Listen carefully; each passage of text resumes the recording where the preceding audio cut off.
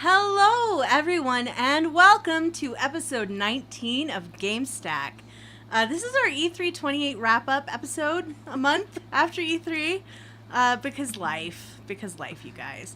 I'm Shalene, and with me is Bendertron. Welcome, sir or madam. Back from across the pond. We're so glad to have you, Bender. It's so lovely to be back. We really missed you. Also, we have Rick. Hi, Rick. Hey, how's it going? And also, there's Rick. I love you guys so much. I'm so glad to have you both back in the same room. It's nice to be amazing. Wait, so what am I talking about? I never went anywhere. It's nice to be back. But it's nice to have the band back together again. We did kind of take like a hiatus. That's true. Or at least that's what I heard while I was away. Indeed. Cats away, the dogs will play. Yes, that's true. The dogs will play, and they will also get sick and have to go to the vet. Oh, Get shots. You know how it goes. Get that worm shot. Indeed. This metaphor is so bad. We're done. Make it stop. This metaphor must be put Good night, down. guys. Moving on to the next thing. Oh dear. So guys, the band, Sean Aiken said. We're putting the band back together. So speaking of putting the band back together, guys, in case you missed it, you should check out that Fallout show. We haven't done an episode of Gamestack since that Fallout show debuted. So, yeah, that Fallout show, it's just what it sounds like. It's a Fallout show. It's got us on it. And it was great. So, hopefully the future ones will also be great. So thank you for I can tell you that the the future ones will be better because I will be there. Indeed. Oh, way. Way to not toot your own horn there. And if you're watching us live on Twitch, go ahead and host us if you like. Share us on your social media. Sort of help us grow the show. We appreciate that for sure. Something we like to do at the beginning of every show is sort of give a little shout out and a thank you to anybody who's left us a 5-star review on iTunes. And this time we would like to thank Marigrin Wood, who says, an extremely entertaining podcast. The hosts are not only funny, but make you really feel a part of the show. Only thing better than the hosts is the community that they have helped to build and improve. Thank you, Gamestacks. So well said. Good. Awesome. Indeed. He gets it. Now we can be done. Thank you for that review. And we appreciate those reviews, not just because they make us feel warm and fuzzy, but because they help the show to grow. They help new people find this podcast. And a big shout out to a new member in the chat, Dollar Beals, says, hi there, first time watching. First started listening to Fallout Off the Record on iTunes podcast back in November of 2015. So long time, first time. I love it. I love that name. Welcome, It's Dollar pretty Beals. Pretty clever. Today on Gamestack, we are going to talk about a little bit of non-E3 related news. I think there's been some controversy out there. And Rick and I, we've been playing some co-op games, having some shooting shenanigans. It's been great. Mm-hmm. And I am currently obsessed with robots. We'll learn more about that as we go on. Well. I know. Great. I mean, I didn't want to say anything, but... Sean Aiken with a follow-up caboose. Oh, now I get it. He's talking about Dollar Beal's name. Dollar Beals. I'm going to talk about what it was like going to an E3 press conference, and we are going to talk about all the cool stuff that was shown at E3. We also have some emails to read, so it's going to be fantastic. So let's do the news. Rick, do you want to lead off with the Guild Wars kerfuffle? Yeah, let's do that. So I actually wasn't going to talk about this tonight, but when Shalene texted me today, she's like, hey, are we going to talk about what's going on with ArenaNet? I was like, well, if it reached her ears, I should probably talk about it. And basically what happened was on July 3rd, a developer and one who writes the narrative, she put out on July 3rd a 29-tweet thread dissecting the challenges of writing dynamic dialogue in an MMORPG, saying that it can be difficult to make a character feel like one's own character with this kind of setup. And a very popular Guild Wars streamer, Duror. I can't say his name. Why But anyway, you gotta make our lives so difficult, people, with your hard names? he's a very popular streamer. He wrote a very polite 3-tweet thread, this 29-tweet dissertation. Just like countering it, just saying he disagrees. That's all. And like he was very nice, and he said it was a good grade. As people do on the interwebs. She blew up on him, and her tweets. She called him, and for lack of just quoting here, she called him an asshat. And said a few other choice words. As an expert in hats, that's not one of the good ones. Yeah. No, it's not. And it kind of blew up in this whole thing. There was another narrator developer who's been with ANET since Guild Wars 1 who came out and said, I've never had this sort of, reaction to a tweet, referring to, of course, Durar's tweet. Yeah. So anyway, this guy came out in subtle defense of her, saying that he's never had this kind of reaction before, and she never asked for anyone's opinion, basically something like that. But again, yeah, but that's very the thing innocently. the thing about the internet. We never ask for people's opinions. No, they are just given to us. No, and it's just how know? it works. But anyway, but the whole you point is sort of ask for other people's opinions when you post your own. it's Exactly. a public forum. It's a public forum. Exactly. Yeah. And so what happened is ArenaNet, less than 24 hours later, fired both of them. And it just turned into this whole sexism, like it just turned into this whole thing. And it shouldn't have turned into this whole thing. There was nothing about... Do what? She was accusing the guy of mansplaining, and I don't see it. I think he was very polite.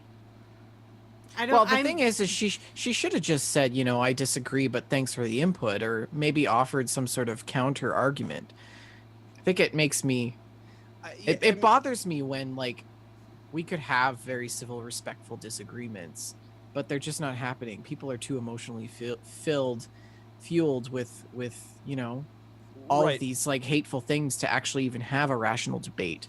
So I'm glad that they canned her. And what I wanted to say about this, I kind of disagree with that. I don't think that what she did was necessarily a firing offense. If the tweet was the reason she was fired, I don't think that's necessarily a firing offense.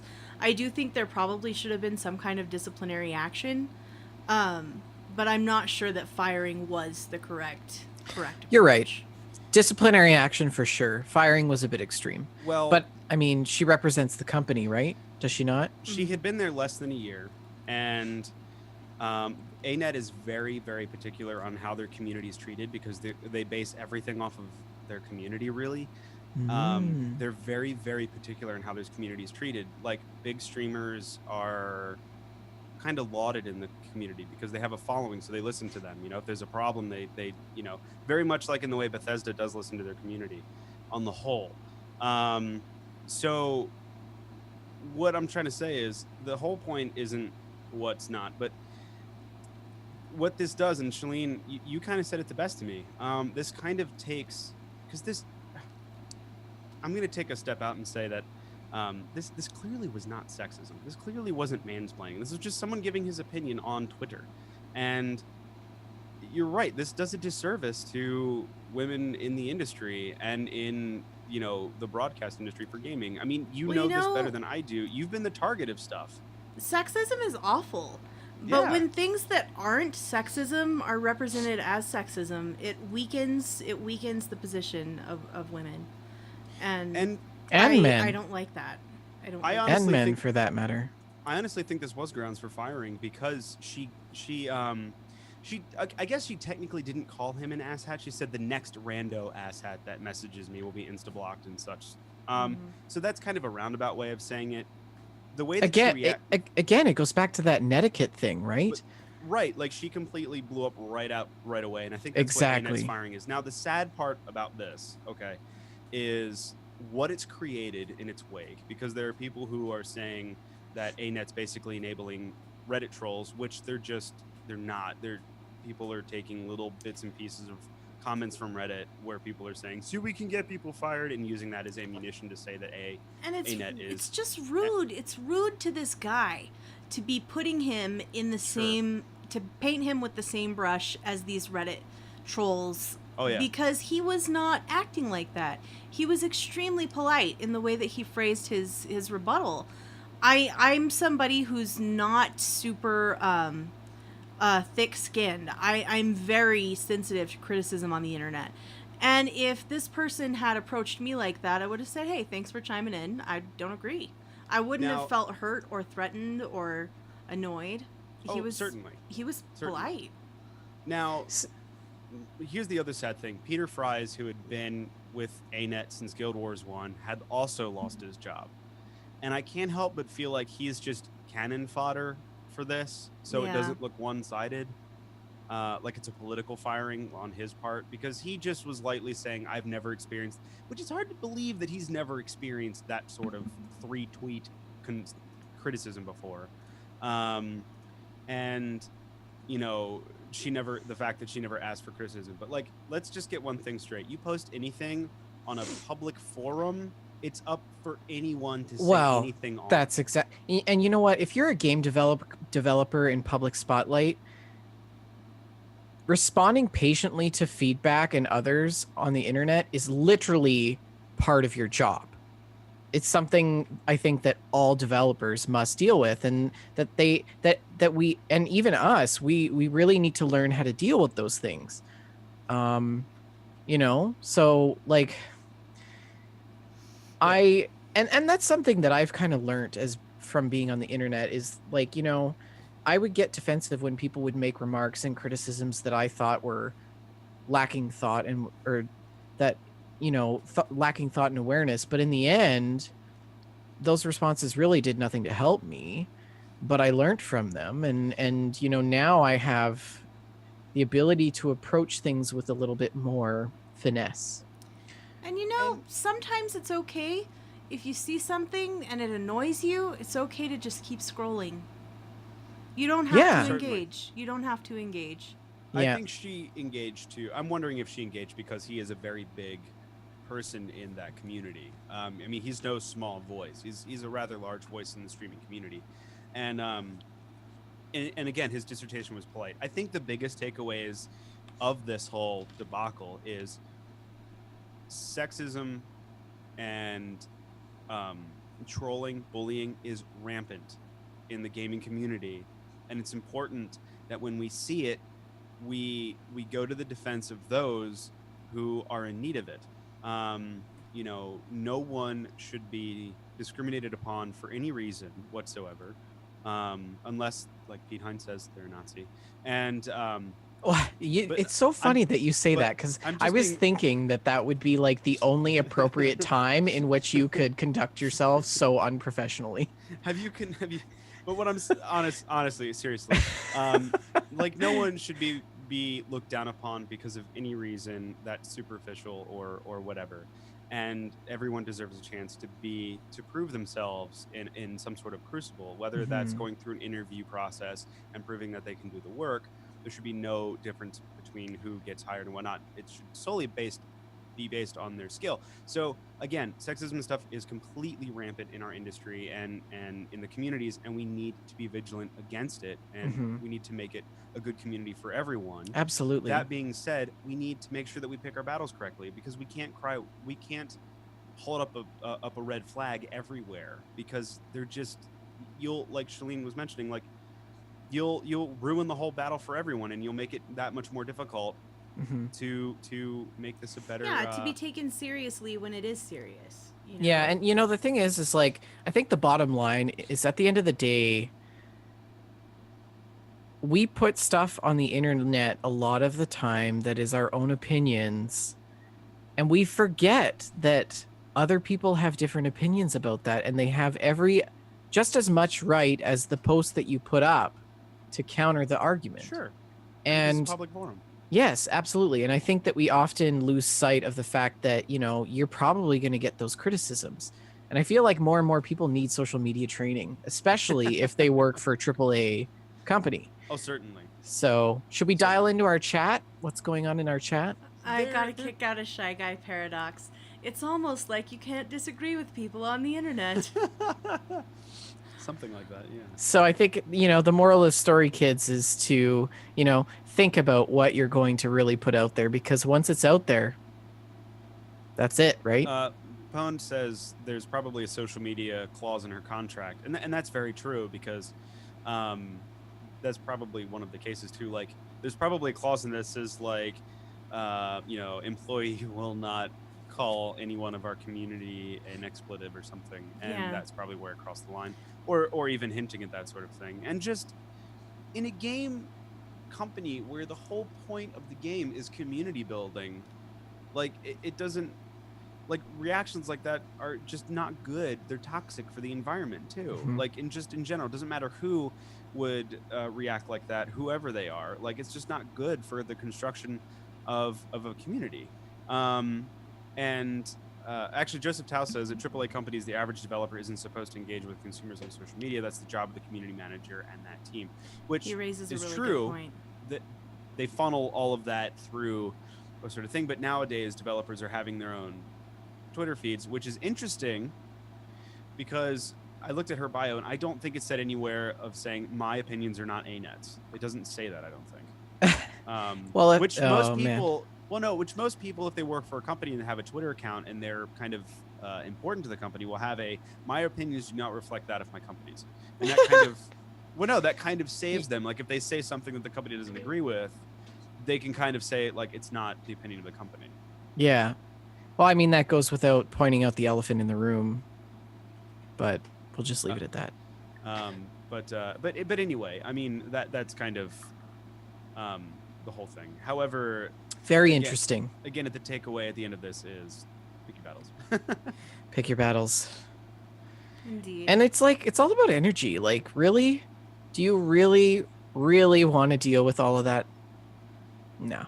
No, not. I mean, so anyway. Don't even bother. I just wanted to, since The Verge covered it, for crying out loud, I wanted to bring that up and talk about that a little bit on our show, and just like, yeah, that's all. So that's it for the non-E3 news. We can move on from there. I think we've interesting. Okay.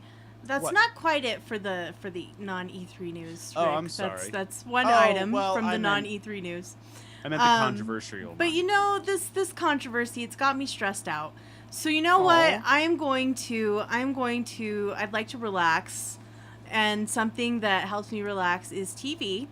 And pretty soon I'm going to have a new show to watch. Segue. Yes. Segue.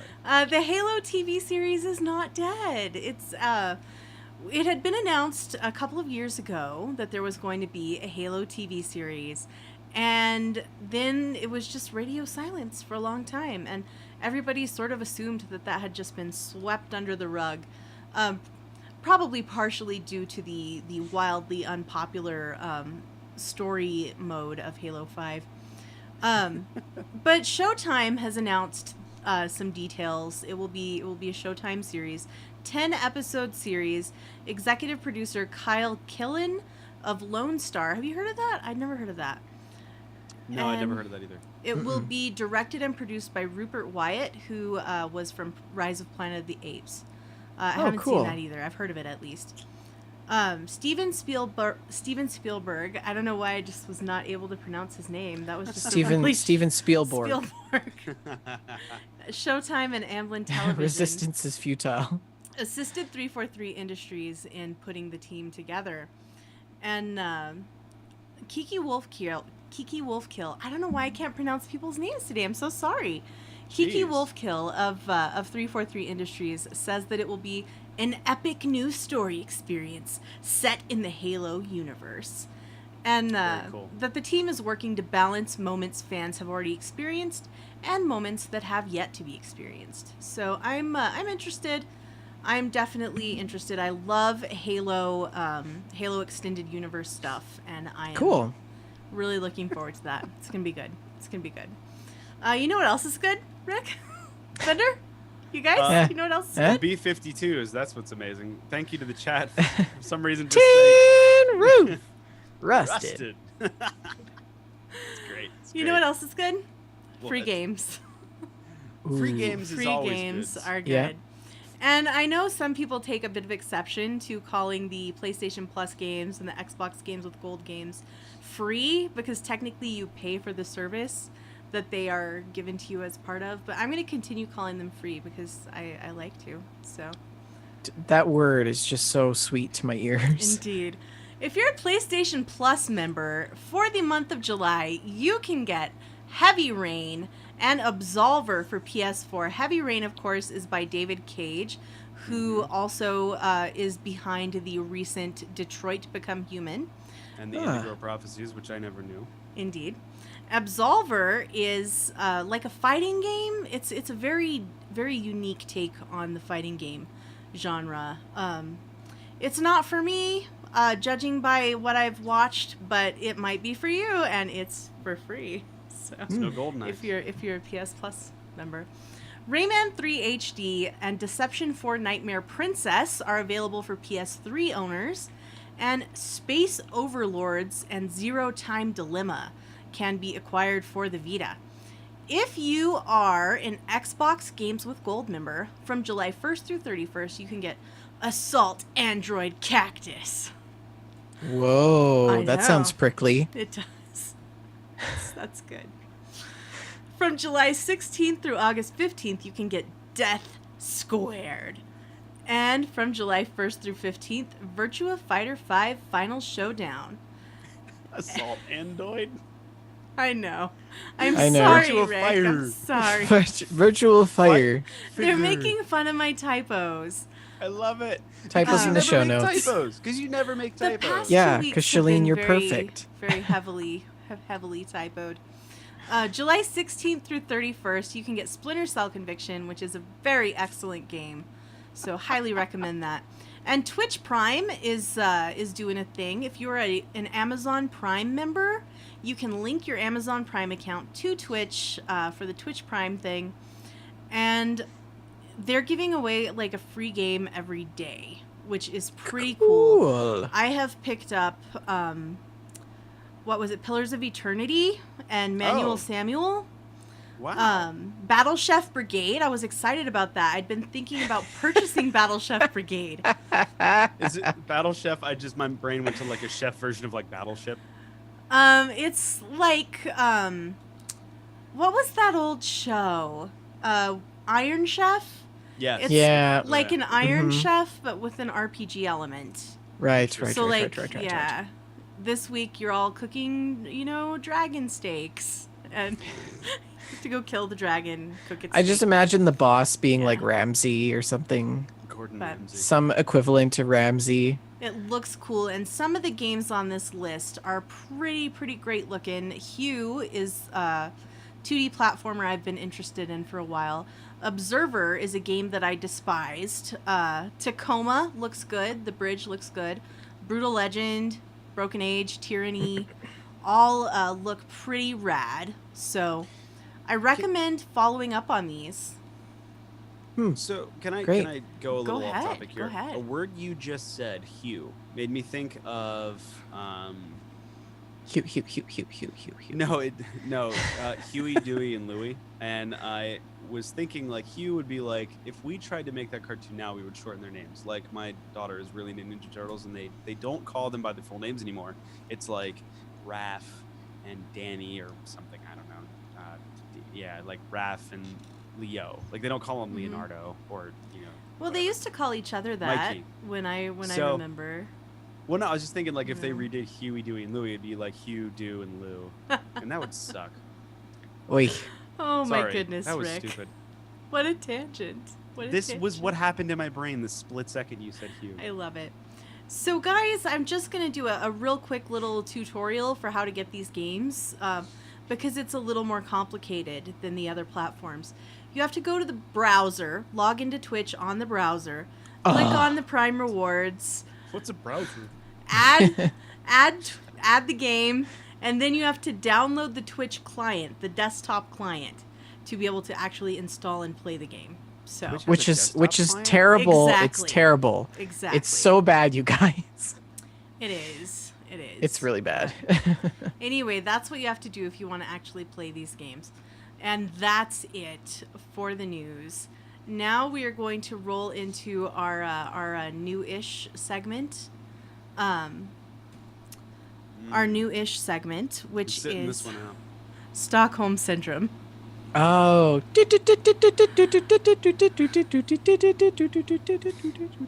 still owe us bumpers, don't I? You do, Rick. Yeah. It's That's been me almost fading a year. out into... It's been almost a year, Rick. We're still waiting on those bumpers. Sorry. What time is it? That's right, Shalene. It's Stockholm Syndrome time. Indeed. So, over the past few weeks, we have been getting little updates on my single EA stock that I purchased and how it's doing. It's been going up, up, up. But recently, guys, it had a spike and I sold it. Ooh. So, Nice. I sold it at a value of $146.25. I bought it at $117.48. So that's a pretty solid return there. And the current value of an EA stock is $145.10. So I sold my EA stock, guys, and I thought I would give you guys the chance to... Oh my goodness. Oh, I just saw the chat. Yeah. Yeah. I We've think we need changed to the make name. I think we need to make an amendment here. Yes. The segment is so- now called, thanks to Dat Doctor TFA, GameStock. We don't pay royalties. I'm sorry. GameStock. That's We're calling it GameStop. It's so good. That's so good. So guys, I thought I would sort of open up for suggestions. Go ahead and send me a tweet to Shalene L, or send us an email to info@wejustlovegames.com and suggest what stock I should buy next with my little stock money. I'm up to $170, so it can't cost more than that. I started out with $100 when I started buying the stocks, up to $170, so doing pretty good. So guys, if you would like to suggest what stock I should buy, go ahead and reach out, and in 2 weeks we will follow up on that. And Vendortron, would you like to take it away with the rest of GameStock?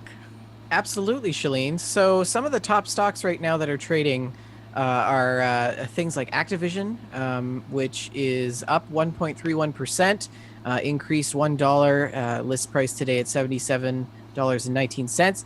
Electronics Arts, EA at $145.10, up 1.31% at $1.87 change. And GameStop Corp is selling at a list price of $15.15, up 3.55% or 52 cents. Glue Mobile Inc. is selling for $6.57 right now, up 2.98%, which is an increased change of 19 cents. And Zynga Incorporated is selling at a stock price of $4.22 right now, up 2.18% or 9 cents. And the last one that's on our list of interesting stocks to buy and sell is NetEase, SHS, which is sponsored by the American Deposit Receipt Repository, I believe. And they're selling at $261.19, up 1.92%, or a change of $4.93. I don't understand who this last one is. So this one is they're a technology-based company that provides hardware, I believe. Interesting. Yes. If I could chime in with a few more stock values, Microsoft is currently at 101.16. Take-Two is at $123.44. Sony is at $49.58. And Nvidia is at $247.46. How is GameStop up? I wondered the same thing. So the thing is per the Wall Street Real Money report, gaming stocks this week were actually showing signs of recovery Tuesday, one day after weak revenue growth in the Macau gaming region in China sent gaming stocks tumbling. So shares of MGM Resorts International were up 0.43%, while Wynn was basically flat after falling nearly 8% in Monday's trading. So it's been actually quite a bad week for stocks. Gaming stocks in particular. What caused the drop was a less than stellar June for the gaming market and revenue was only up 12.5% versus a year ago to 2.8 billion, below the 18% that analysts actually anticipated. I can't tell. Actually, I might have something. Well, I mean, So June 19th, GameStop did say that they're already talking with a third party, but I don't understand. I mean, GameStop's going through a buyout right now. How's their stock up? Maybe somebody knows something we don't. Probably. Well, so the gaming market right now is pretty huge. But it's also very surprisingly volatile. Month to month, there's a lot of variations due to holidays, government interventions, construction, all kinds of reasons. So, put quite simply, the 3-month moving average on the charts right now smooths out some of the volatility and shows that there's generally an upward trend in gaming revenue across the board in all companies. The Motley Fool actually suggests that while investors shouldn't panic too much over a single month, if the decline in gaming revenue continues sequentially, there would be no reason to worry. Also, Yukisu in the chat says, "Gotta invest also in mobile game stocks." I wonder what they're doing. Absolutely. If anything, mobile I think is going to be the driver of stock market values in gaming. Well, what investors will want to watch out for is the long-term trend in gaming revenue over the next few months. If it remains in the 2.8 billion to 3.3 billion range it's been in since October 2017, Motley Fool doesn't see any reason to worry about gaming stocks in general. But I think the disappointing June numbers were part of the market's normal volatility and not yet a reason for gaming investors to panic just quite yet. But I would keep an eye on trends over the next few months because conditions can change quite quickly, especially when we're dealing with some of those lower value stock prices and some of the penny stocks just emerging in the markets. What have we become? That's it for GameStock. I love that. I love it so much. Good grief. So next show we expect you all to be billionaires. Aside from the stock market, guys, what have you been playing? I've been actually, that was a great segue, by the way. It was absolutely incredible. She's been on fire with the segues tonight. Okay, well, I'll start. I haven't actually been playing any real video games, although I like to claim that I've been playing lots of Vacation Simulator, the European edition. So I guess I'll just go into some details about my vacation. First of all, it's great to be back on Canadian soil. The first week I was in the UK, in Oxford. Hence my nice sweater here, University of Oxford. Nice. I was there for a conference for 3 days, which was incredible. I was in the room with like dignitaries and people who had been knighted. It was very intense. Oxford is such an amazing place. There is so much history there. We got to see some of the filming locations for Harry Potter. So we went to the Christchurch Cathedral, in which we saw the staircase that the students walk up to see Professor McGonagall in the first movie.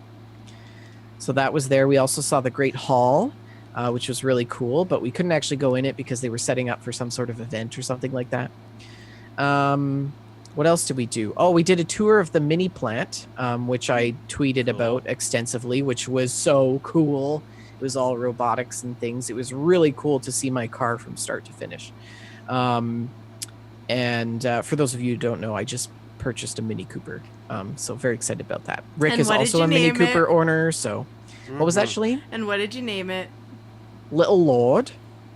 It's wonderful. Yeah. So that was pretty much Oxford in a nutshell. We ate a lot of really great food. The interesting thing about Oxford is that people think that you have to like bike or drive everywhere because everything is so far apart, but they don't realize where I live. I live in a very urban, sprawled out city. And so, I bike 30 kilometers a day to work. So walking around Oxford was literally like just walking across the street for me. So it wasn't a big deal. We actually didn't have to, hire a taxi or anything. Sean Aiken in the chat is asking, wasn't Token a prof of OE there?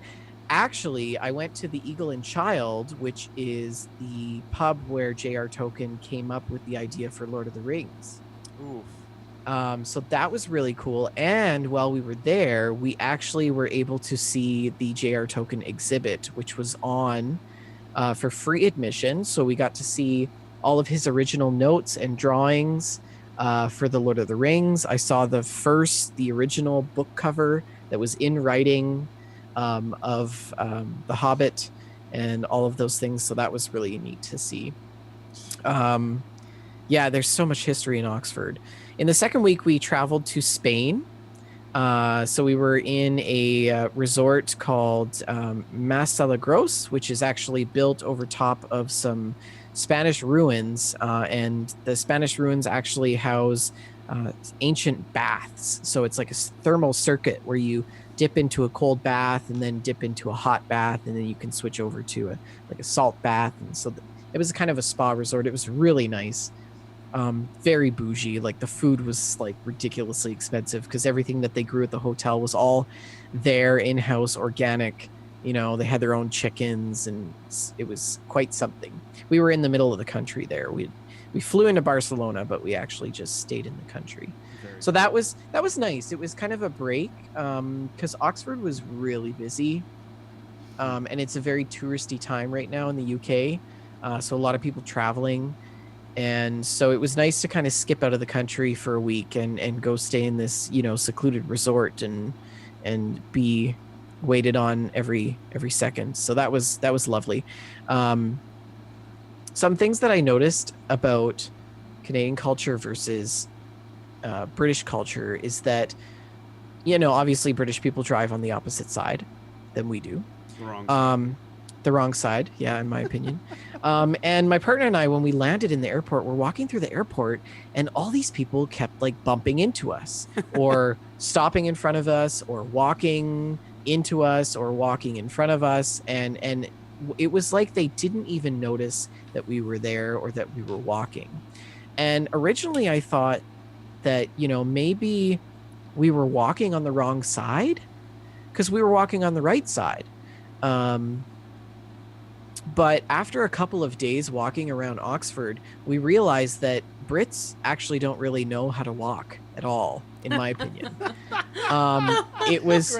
You do realize that's like the second highest download. It is. area That's we like have. that's like 40% of our audience. Right All of a there. sudden they're gonna be like, "Well, I think I've forgotten how to download your show." So if you're listening, and that's the other thing. I'll get to that in just a minute. Oh no. So I think that it was racist against Britons. No, not at all. It was a culture shock for me to learn how to properly walk in the UK, in the sense that you just go. You don't give way to anybody. And the Canadian in me was dodging people left and right and apologizing, and I just didn't know what to do, and it was so overwhelming. And I was waiting for lights to turn red, but people were looking at me like, "Why aren't you crossing the street?" And it was just like this crazy thing. Haven't you seen the silly walks? Like that's how you get around. That's right? exactly what it was. That's exactly what it was. Yeah. That's how you get around, I thought. So it was really interesting to see that. The other thing is that English people know how to do passive aggressive. They are so good at passive aggressive. They insult you before you even know. Oh, and amazing. you leave and you're like, "Wait a minute. Was that an insult?" Like, you're just like, it was really nice though. British people are so friendly. They're so friendly. They want to share their whole life story with you. They want to talk to you. They want to be your friend. It was just a lovely time in the UK. Spanish people are a little bit different. And the people in Spain are a lot different than the Spanish people that I've experienced in the United States, in the sense that, you wouldn't be able to kind of pick them out in a crowd. And they're a lot more timid. People in Spain are a lot quieter. They're very sort of like they don't want to impose, so to speak. So that was kind of an interesting thing. I kind of was going to Spain expecting it to be the same as what I've experienced in the US, and it wasn't the same at all. So that was really neat. In the US, it was probably not necessarily Spanish people. Latino. Yeah, it's Yeah. very different. It's very different. Sean Aiken says in the chat, if they have coconut shells, they can travel by horseback. Yeah, so I had this sort of image in my mind of what I was expecting, and it wasn't what I was expecting at all. So that was interesting. The food at the resort in Spain was amazing. Spanish people know how to cook food, man. Oh, so good. We did a little bit of shopping at the outlet mall, spent a lot of money. And then we flew back to London, and we stayed in a little flat on the west side, just outside of Kensington Gardens. And we did a lot of really cool things. We did a tour of Highclere Castle, which, if you guys don't know where that is where they filmed the show Downton Abbey. And it was incredible. It was so amazing. We were greeted by Lady Fiona, who is the 8th Countess of Carnarvon. I wouldn't have been able to help myself and be like, where's Shrek? Yeah, it was really quite something. She welcomed us to her home. We got a full tour, seen all the rooms and some of the rooms that aren't in the show, learned a lot about the house itself and the history of the house. And we actually had tea there. We had high tea. And she gave us a signed copy. Each person that did the tour got a signed copy of her book, At Home at Highclere, which was really cool. So I enjoyed that a lot. And then we kind of ventured around London for the rest of the week. We went and saw Buckingham Palace. Excuse me. We went to Westminster Abbey. We did the London Eye, which was really cool, and a boat tour on the Thames. Learned a lot of history about London. London is such an interesting place. There's so much history there. It's really so different than what it is like here. Everything is very congested, hot, dirty, smelly, but so full of culture and so full of life, and the food is just incredible. Very expensive to eat. Very, very expensive to eat. So for a burger and fries, it was about £15, which is about $27 Canadian, which is, I don't know how much that is American, but it was very expensive for us to eat. And then on the last leg of our trip, we went to Wimbledon, which was incredible. The first day that we were at Wimbledon, we actually got center court tickets, you guys, which is like winning the lottery. It's like a 1 in a million chance. We got center court tickets on Ticketmaster, so we didn't have to queue. We got to our gate, and we only waited in line for about 15 minutes. And then we got into the grounds, and we got to see Roger Federer play against Lajovic, and that was a really cool day. That was the first day. Just a side note, Archon in the chat says, any Jon Snow spots on the Thames? I did go to see the Broad Street Pump. Do you guys know what the Broad Street Pump is? Nope. So the Broad Street Pump is it's now kind of a historical monument, but it was kind of ground zero for what caused the cholera outbreak in London. And Jon Snow was the scientist at the time who kind of defied all of the ethical and moral laws of the scientific community during his era and took it upon himself to do the first randomized control trial, which is now, he is now coined pretty much the father of epidemiology, which is the subject that I'm studying.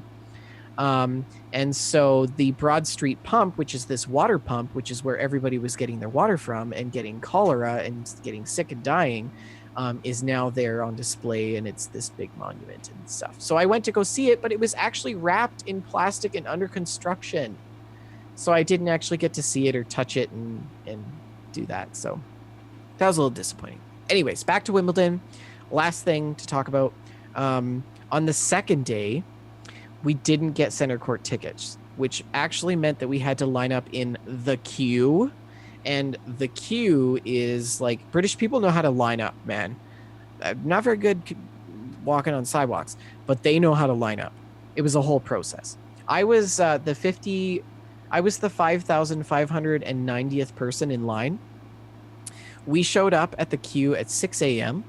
We didn't actually get into the grounds at Wimbledon until after 12. So we were in line for over 6 hours. Once we got in, we went to Hellman Hill, and we had strawberries and cream and Pim's lemonade, which is like a thing that you do at Wimbledon.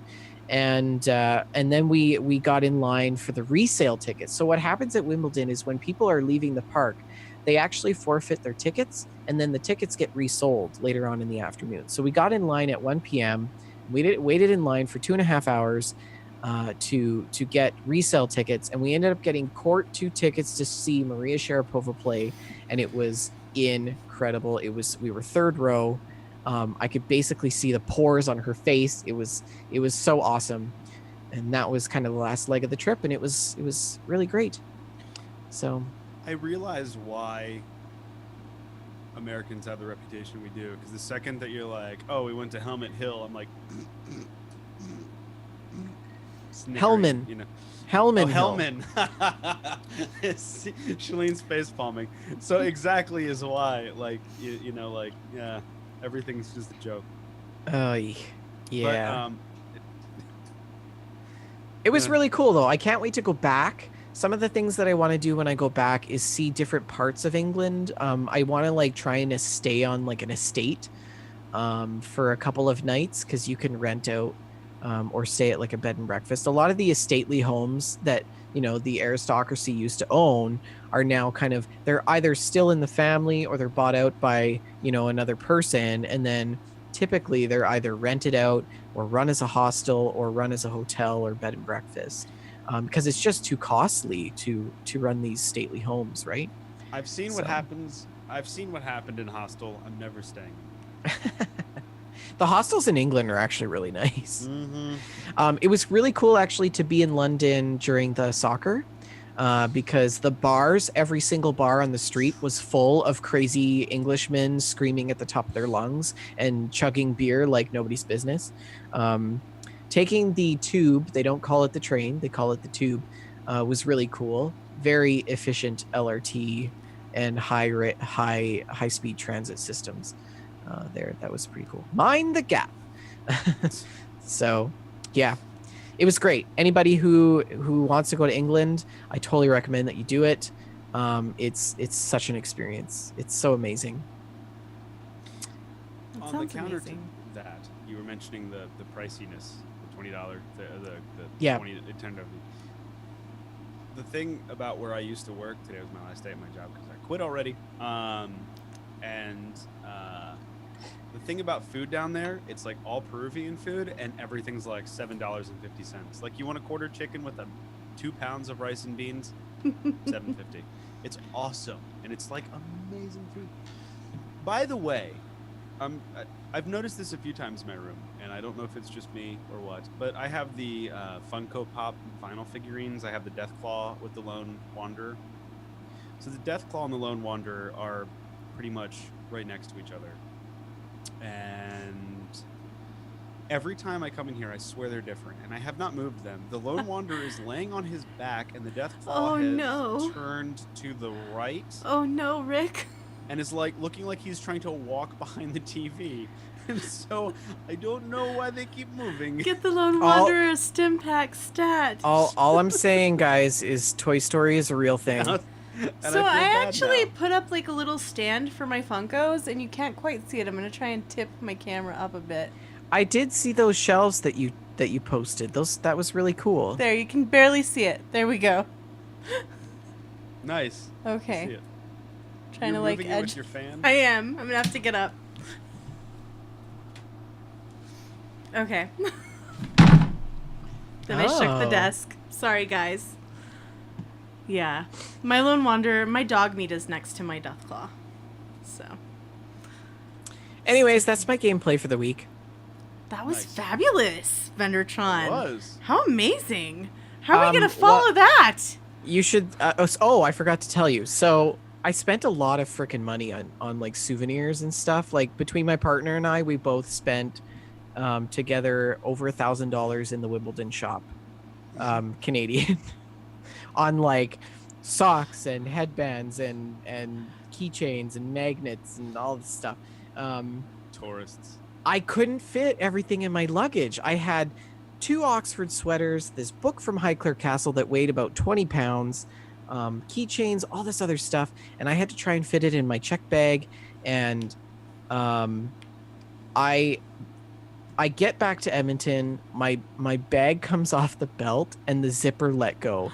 And the airline put my bag into like this plastic clear garbage bag and just tied it at the top. And like my underwear was like seeping out the side. Seeping, And goodness. It was terrible. Oh no. Yeah, and I didn't realize until I got home that the luggage is actually cracked. I have a hard shell case. It's cracked and damaged, so I had to actually submit a baggage damage claim to WestJet. But it was kind of funny because I was really worried. Like, it took 2 of us to sit on my suitcase and zip it together. That's how much stuff I had. Oh my goodness. I had to buy a backpack to bring along with my regular carry-on rolly thing just to fit the rest of the souvenirs. Wow. So, yeah. Anyways, we fit it all in. But How funny. yeah, that was Goodness the gracious. other thing. Goodness gracious. So, anyways, let's talk about some real gameplay. Rick, what have you been playing? I have been playing The Division again with Shalene, and she can always tell better stories about it than I can, so I'm going to let her talk about it a little more down the road.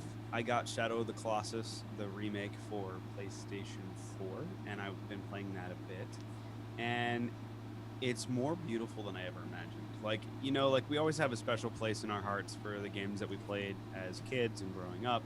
And then we go back and visit them, and we're like, "This isn't anything like I remember." You know, It's the worst. and they often don't hold up.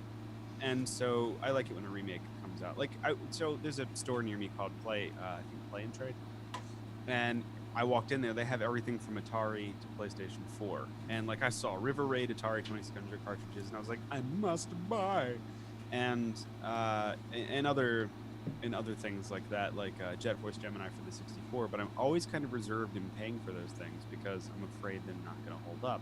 So I know the remake's going to be great, and it's amazing. Like, there's bits and pieces of the game that I never noticed before, or just seeing things in detail again that I'd never noticed before. And it's and I was about to say the same thing Dollar Beals is just pointing out. The controls are kind of clunky. I was going to say flunky. It works too.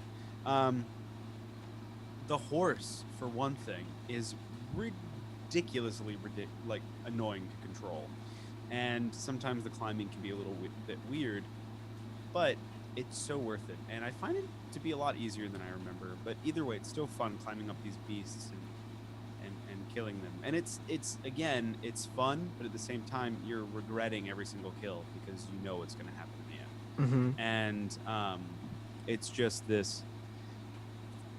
If you haven't played it, please go play it, and it's very well worth spending the money to buy the remastered one and play that game. It's gorgeous. They did a very good job, and I'm excited to keep going through it. So I've been playing that. I also played more of Horizon. I don't get a lot of time to play on console because I'd rather be playing on the PC, so I lowered the difficulty, and because I don't play that game very much, so I found it very challenging, and I just want to find out what's up with the story. So it's like the first time I've ever lowered a difficulty just to play the story. And there's nothing wrong with that. No, There no isn't. shame. I know There's there's nothing shame. wrong with There that, in isn't. my opinion. There isn't. It's my own pride. It's that's it's not making me feel bad. it's not a jab at your manhood, Rick. No, I know, but like it's it's like you hit. I've seen my parents do it. They hit that age, and they're like, I can't pick this thing up anymore like I used to. Oh no. And it's like the first time that's happened for me in gaming. Like, I've got to turn down the difficulty now. I'm too old. I don't have time to play, you know?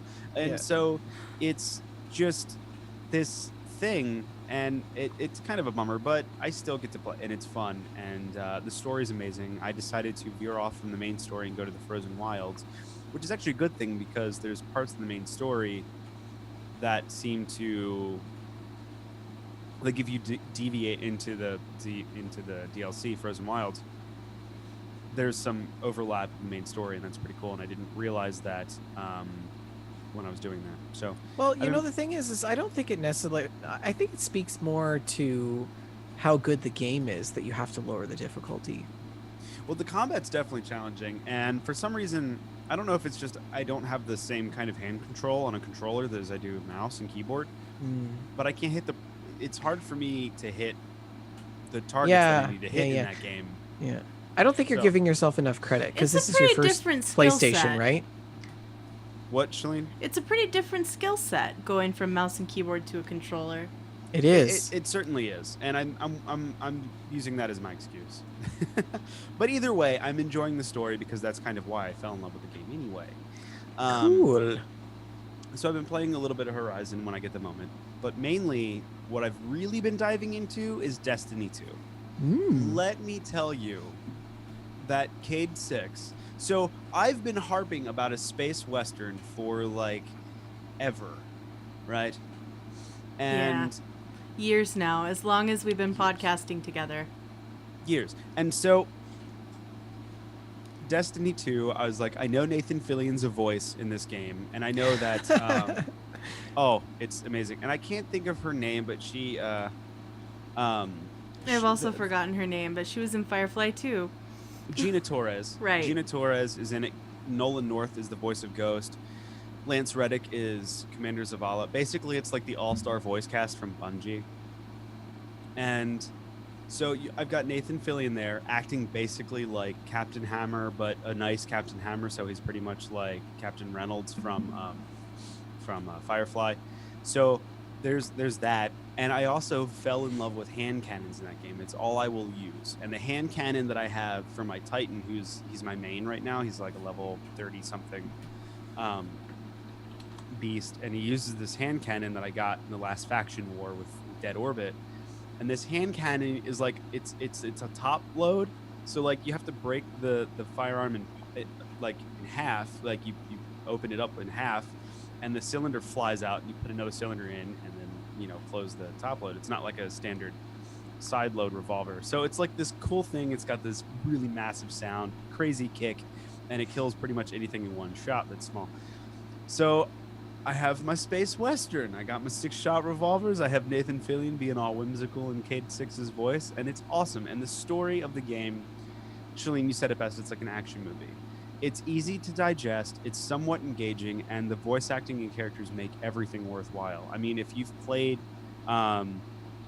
it's the 10th anniversary of Dr. Horrible Sing-Along Vlog. I am super old. If you haven't seen Dr. Horrible Sing-Along Vlog, please go watch it. So Alicia good. Day, So good. Nathan Fillion, and Neil Patrick Harris. It's awesome. But anyway, so I've got my 6 shooters, and I've got Nathan Fillion at my side. Or not at my side, really, but Failsafe is a beautiful character in that game, and it's just awesome. So since me and Shalene have been playing a lot of co-op and Ben has been absent, we've been spending a lot more time together and on the internet.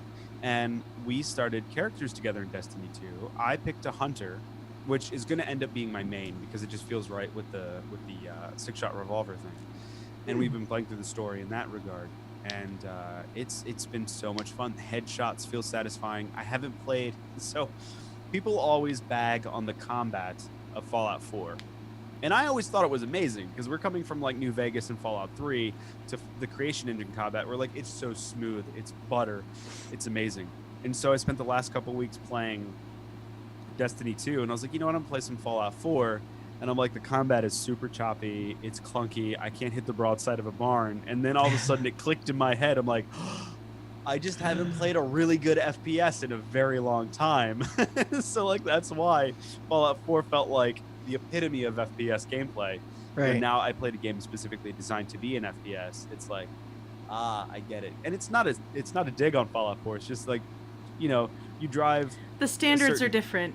Yeah, you drive a certain car and you're like, what do you mean? Like cars just need regular maintenance? It's like, no, Porsches need regular maintenance. Fords don't. Kind of thing.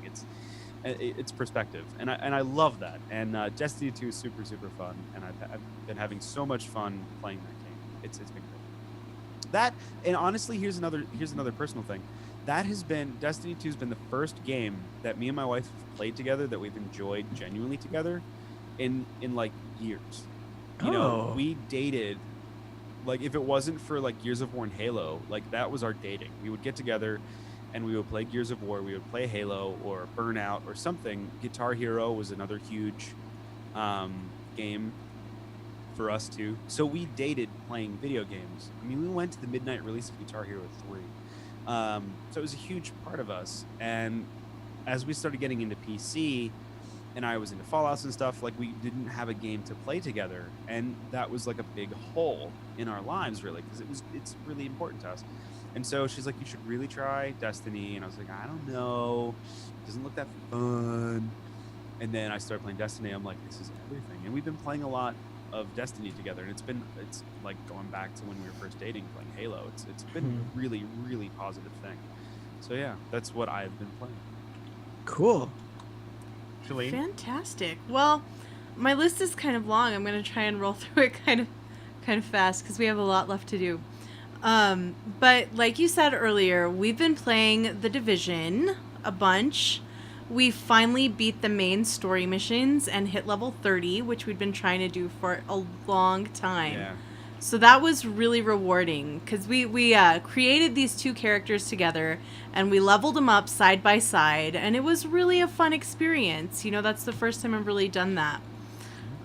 So we really enjoyed that a lot. And I was the sniper and Rick was like the heavy, and we had a great time playing The Division. It was really good. Awesome. That's awesome.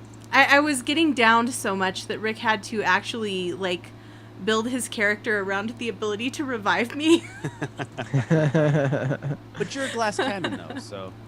Yes, and it was really fun to be kind of sometimes on the other side because Rick would be reloading and somebody's running up on him and then he just drops, and I feel so proud like to have saved him. It was really fun. So The Division is so good. It's just so good, you guys. I can't recommend it highly enough. I feel like it was really, really a game that didn't get the attention it deserved. So, yeah, tons of fun playing The Division. And, oh gosh, let's talk about, Rick, we didn't talk about our story from The Division. We got up to level 30, and Rick is like, hey, you know, let's try some of the end game content. It's going to be great. So I'm like, yeah, sure, let's do it. And I think we've mentioned before that I'm an NPC, basically, when I play Division with Rick. I just follow him around and shoot at things. I have bad pathing AI. Yeah. So Rick is like, okay, you know, I'm going to set it up. And he's like, well, we're going to start out on, like, world tier 5 or whatever. Because our gear was, like... We had good gear. Way better than 1. And I'm like, sure, that's fine. You know, let's do it. We can do it. So we're on world tier 5, and we go to do an incursion. So we start out, and we go through this section. It's really, really hard, where I'm, like, hiding on top of a school bus. It's really hard. Finally, Rick is like, maybe we're not ready for level 5 yet for world tier 5. Let's take it down just a bit. So we take it down just a bit. And I think we were playing on world tier 2 instead. And so we cruise only 5 through. world tiers, by the way. We cruise through the school bus section, like, no problems. It's good. We're like, yeah, we found the right section. You know, we're ready for this. We're going to do this, no problem. And we're rolling through, and it gets a little more challenging as we travel through this subway. And then we get out to this big arena full of waist-high cover, and we're like, oh, man, you know, this is going to be a challenge. And it was. They threw a lot of enemies at us. There were a lot of engineers who were sending little explodable remote control cars at us. And it was a very hard fight, and we got through it, and we felt proud. And then the sirens started going off. There were klaxons going off, lights, sirens, and oh gosh, it was amazing. These 4 guys come out, and they're named like War, Famine, Death, and Pestilence. And so we're fighting the 4 horsemen of the apocalypse. They summon minions. And it was just so disastrous. We just died over and over and over fighting these guys. It was so sad. So we ended up doing some DLC content instead because we were not able to beat the Horsemen of the Apocalypse. I think we did go back later and beat them. We did beat them, but we never finished the incursion. Right. It was too hard. It was too more. hard. Yeah, we thought we did beat them. And the 4 Horsemen of the Apocalypse apparently weren't enough. They weren't the end. It got worse. And Rick was using all this strategy. He's like, okay, you position here. When these guys come up these stairs, you're going to move to this position. Oh, no. And it never worked out. But we had such a fun time. It was so good. So good. Oh, that's great. And we've been playing Destiny 2 as well. Go ahead, Vendor. I'm sorry. Oh, I was just going to say that I'm sorry that I missed it. Yeah, we'll have to... you picked up Division, didn't you? I did. Yes, I did. Yeah, we're going to have to play some Division with you. Destiny 2. Rick convinced me to pick up Destiny 2. And it's very fun. We're having a good time playing that. It's basically Halo. Very, very, very Halo. Rick is laughing because I'll pick up a weapon. I'll be like, oh, look, it's the plasma pistol. And, oh, hey, it's the DMR. And, oh, look, there's some jackals, only they're reskinned a bit. Warmind, Gravemind. It is Bungie, and Halo worked for him, so... It's really funny, but I do love Halo, so that's a good thing. So we've been having fun with that. I enjoy the story missions. It's really fun. And my character is so pretty. She has purple hair. I love her so much. She's fabulous. Oh, man. She's just fabulous. I played my Switch the other day. I wanted to play something new on the Switch. So I picked up the Project Octopath Traveler demo. And that was a really interesting game. It's sort of an old school pixel art turn-based RPG. Mm-hmm. And you can pick from 8 different characters and play through their story. There are 2 characters available on the free demo. And the full game, I think, releases this week or next week. It releases very soon. The art is gorgeous. The voice acting is pretty good. The story is super dark, though. Like, I was really, really taken aback. It was unexpected. I played as a character who is a dancer, and she's like a dancer at a tavern. And yes, it was a tiny dancer. It was a tiny dancer. And it was really unexpected how dark her story got. Like, the owner of the tavern was telling her, like, hey, you know, I'll forgive you this insolence if you visit my room later. And I'm like, oh, I did not expect this to go there. So I was really drawn in by the story, and I was very intrigued. But it turns out that I still don't like turn-based combat, though. Never have, still don't. So if it was not a turn-based combat game, I might be more interested. But I don't think I will pick up the final game. It's not for me, but I still recommend it because there's a lot to recommend there. So if you are somebody who does enjoy turn-based combat, this is a game for you. The thing I've been playing the most, though, guys, is Detroit Become Human. And I talked about this some in the past, but I'm going to go a little more in depth. No story spoilers, though. I'm really blown away by this game, you guys. It's basically a choose-your-own-adventure style story, but the choices really do matter to your outcomes. I've never felt more like my choices had weight than I do in this game. Oh, really? Yes. At the end of each level, they give you a flow chart that shows the branching paths that you took, and it shows blank spaces in the places where you didn't choose, you know. Mm-hmm. So basically, for someone like me who likes to fill in blanks and likes to check off, this is a very dangerous game. It's a very dangerous game because I really want to see every single option. And things you do in Chapter 1 as one of the 3 playable characters can have serious repercussions for one of the other playable characters later on in the story. It's fascinating what they've done here.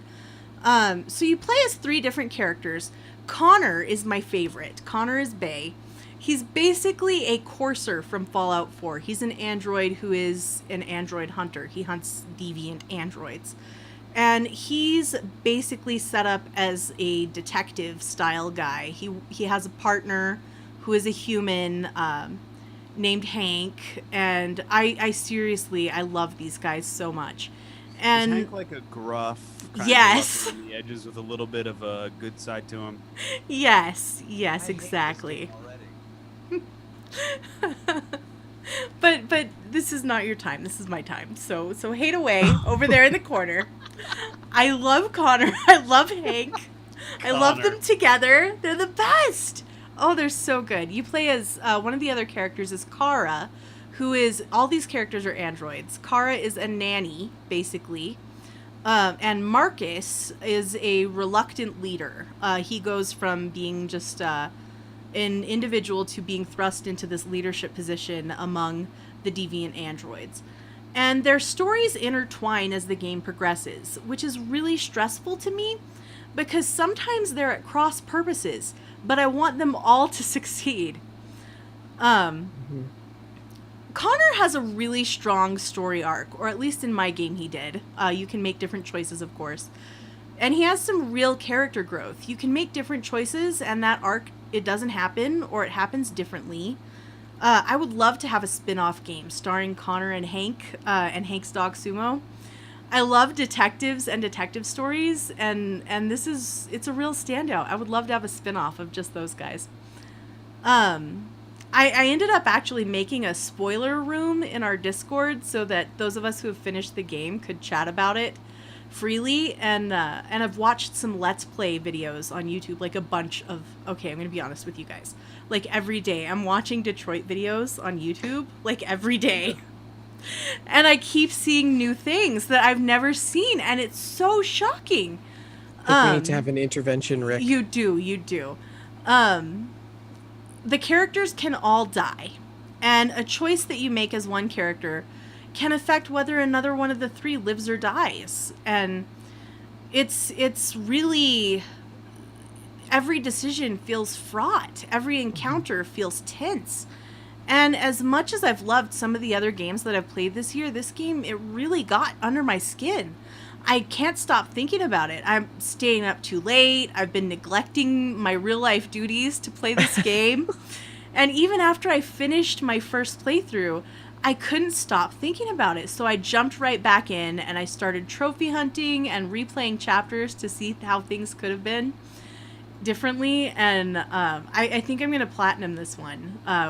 It's really fantastic. I think this game is a masterpiece. Oh, I have another one on my list here. I forgot this. I also played A Way Out. I'm sorry, guys. I'm going so long. I played... Okay, we're just going to have to blast through E3. We are. I'm sorry. I played the opening segment of A Way Out. Shout out to Archin, who actually gifted me a copy of this game. Thank you, Archin. Oh, awesome. So, I started playing this game with my mom. It has to be played co-op, right? Right. It's the Prison Break game that we've talked about in the past. It Right. has to be played co-op. And I started playing it with my mom because it has couch co-op. And there was a bit of awkwardness. I don't know if you guys will recall, my mom was totally scandalized by Conan and the slider. Well, A Way Out. Hold on a second here. Wasn't your mom at one point like a prison guard? She was not a guard, but she worked at numerous different positions in a maximum security prison Okay. over a period of 11 years. So this is getting very interesting then. So A Way Out opens with full frontal male nudity. Ooh. That's how Yeah. I like to start all video games. I know. Man, this is a schlong And I'm like opening. there with my mom. I'm like, It was really funny. But the game is really neat because neither player is having the same experience.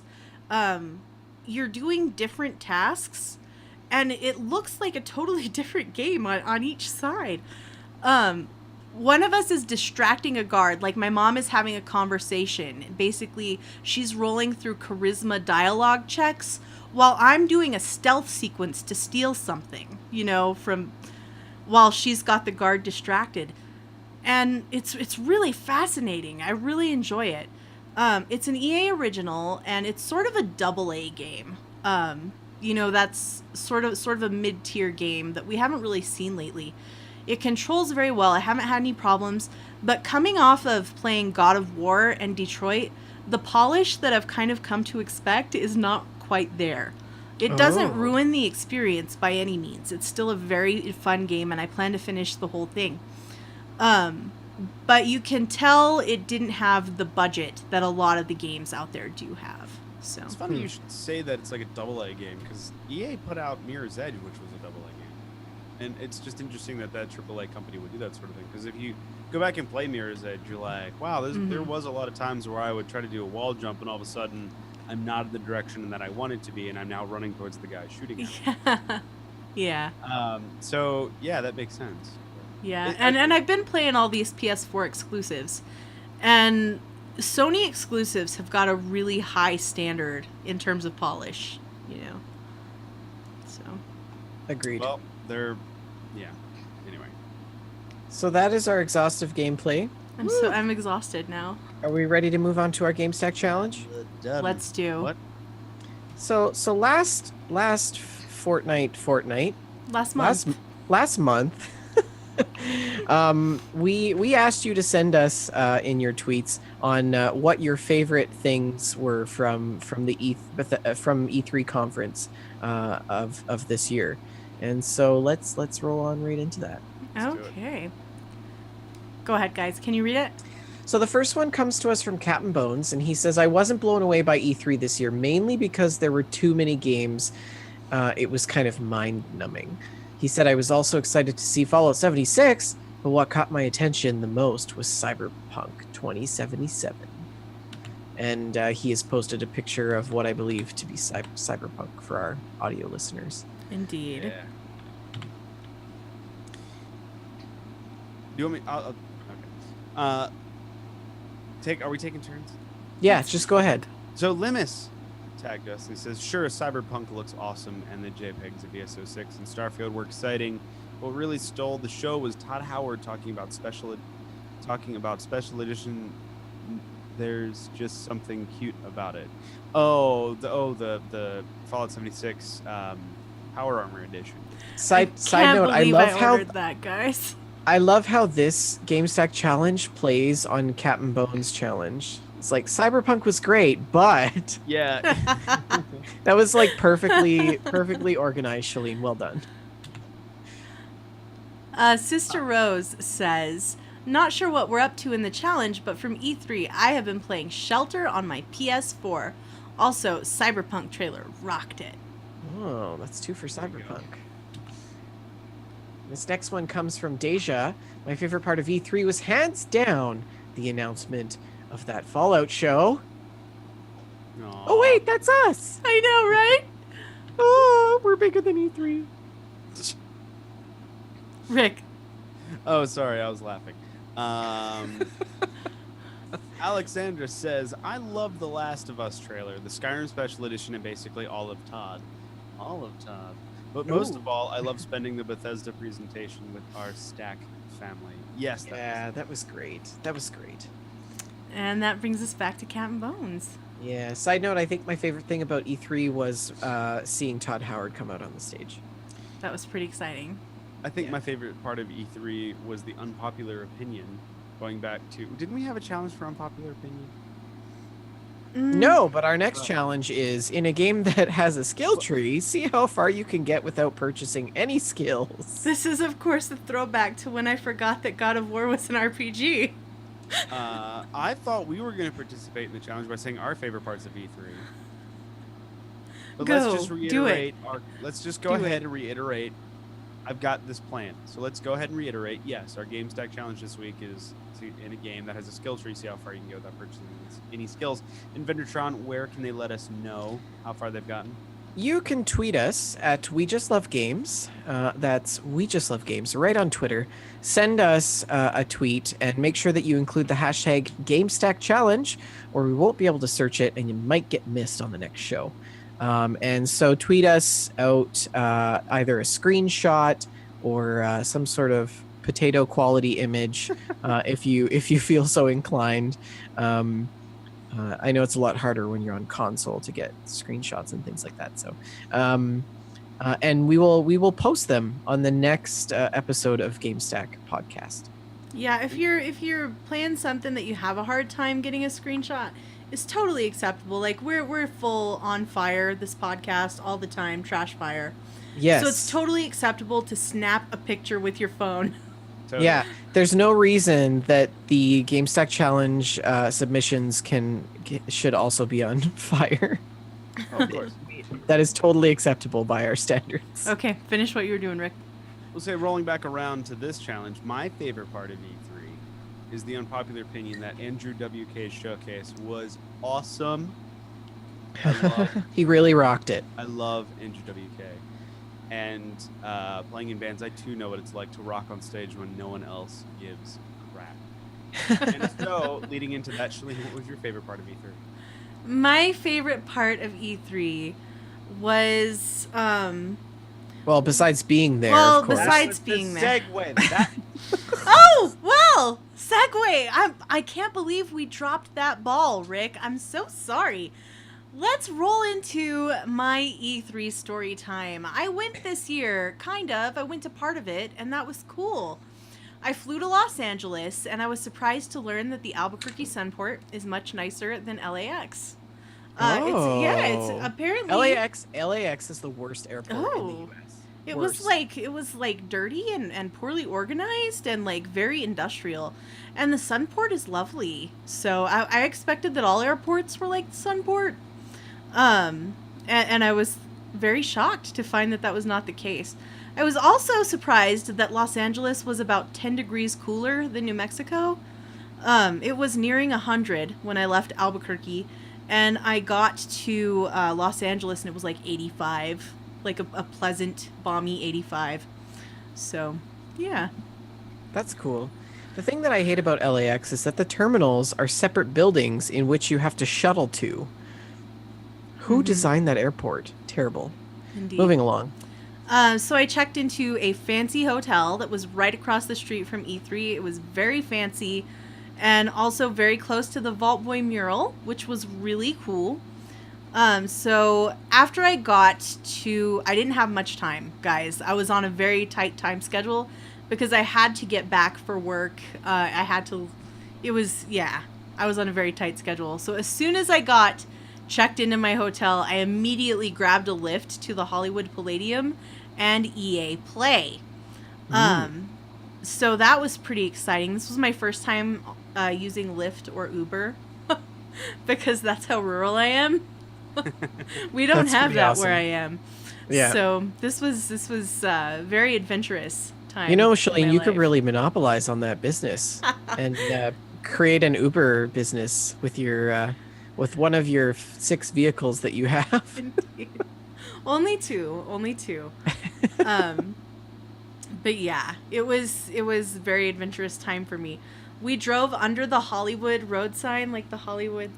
wow. Oh, that was I cool. totally know how that feels. It's so incredible. And Want to snap a picture? by the time we got there, I was total like best friends with the Lyft driver. Like, Oh, of course. Small town girl. Just like, hi there. yeah, Wanna he be my was friend? definitely laughing at me. Shout out to Javier. He was great. So I got to EA Play at the Hollywood Palladium, and you could see like the big Hollywood sign, like the iconic Hollywood sign from EA Play, which was pretty cool.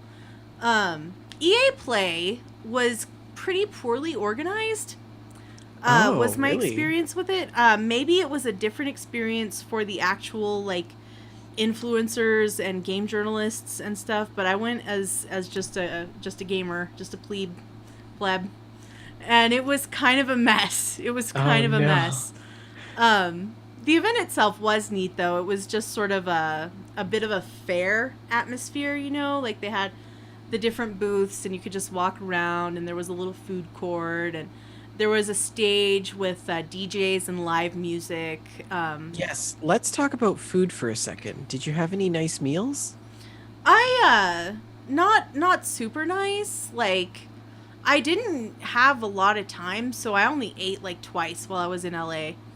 Oh, Yeah, I ordered the pizza when we were doing the B3 stream. That's right. I ordered pizza, and that's pretty awesome. one morning I ordered like in the hotel restaurant. I ordered huevos rancheros, and apparently that's a very different thing in California. It was Oh, really? delicious. I mean, don't get me wrong. It tasted really good and it had a beautiful presentation, but it's a very different meal in Los Angeles than it is in rural New Mexico. It's more of a taste than a filler, right?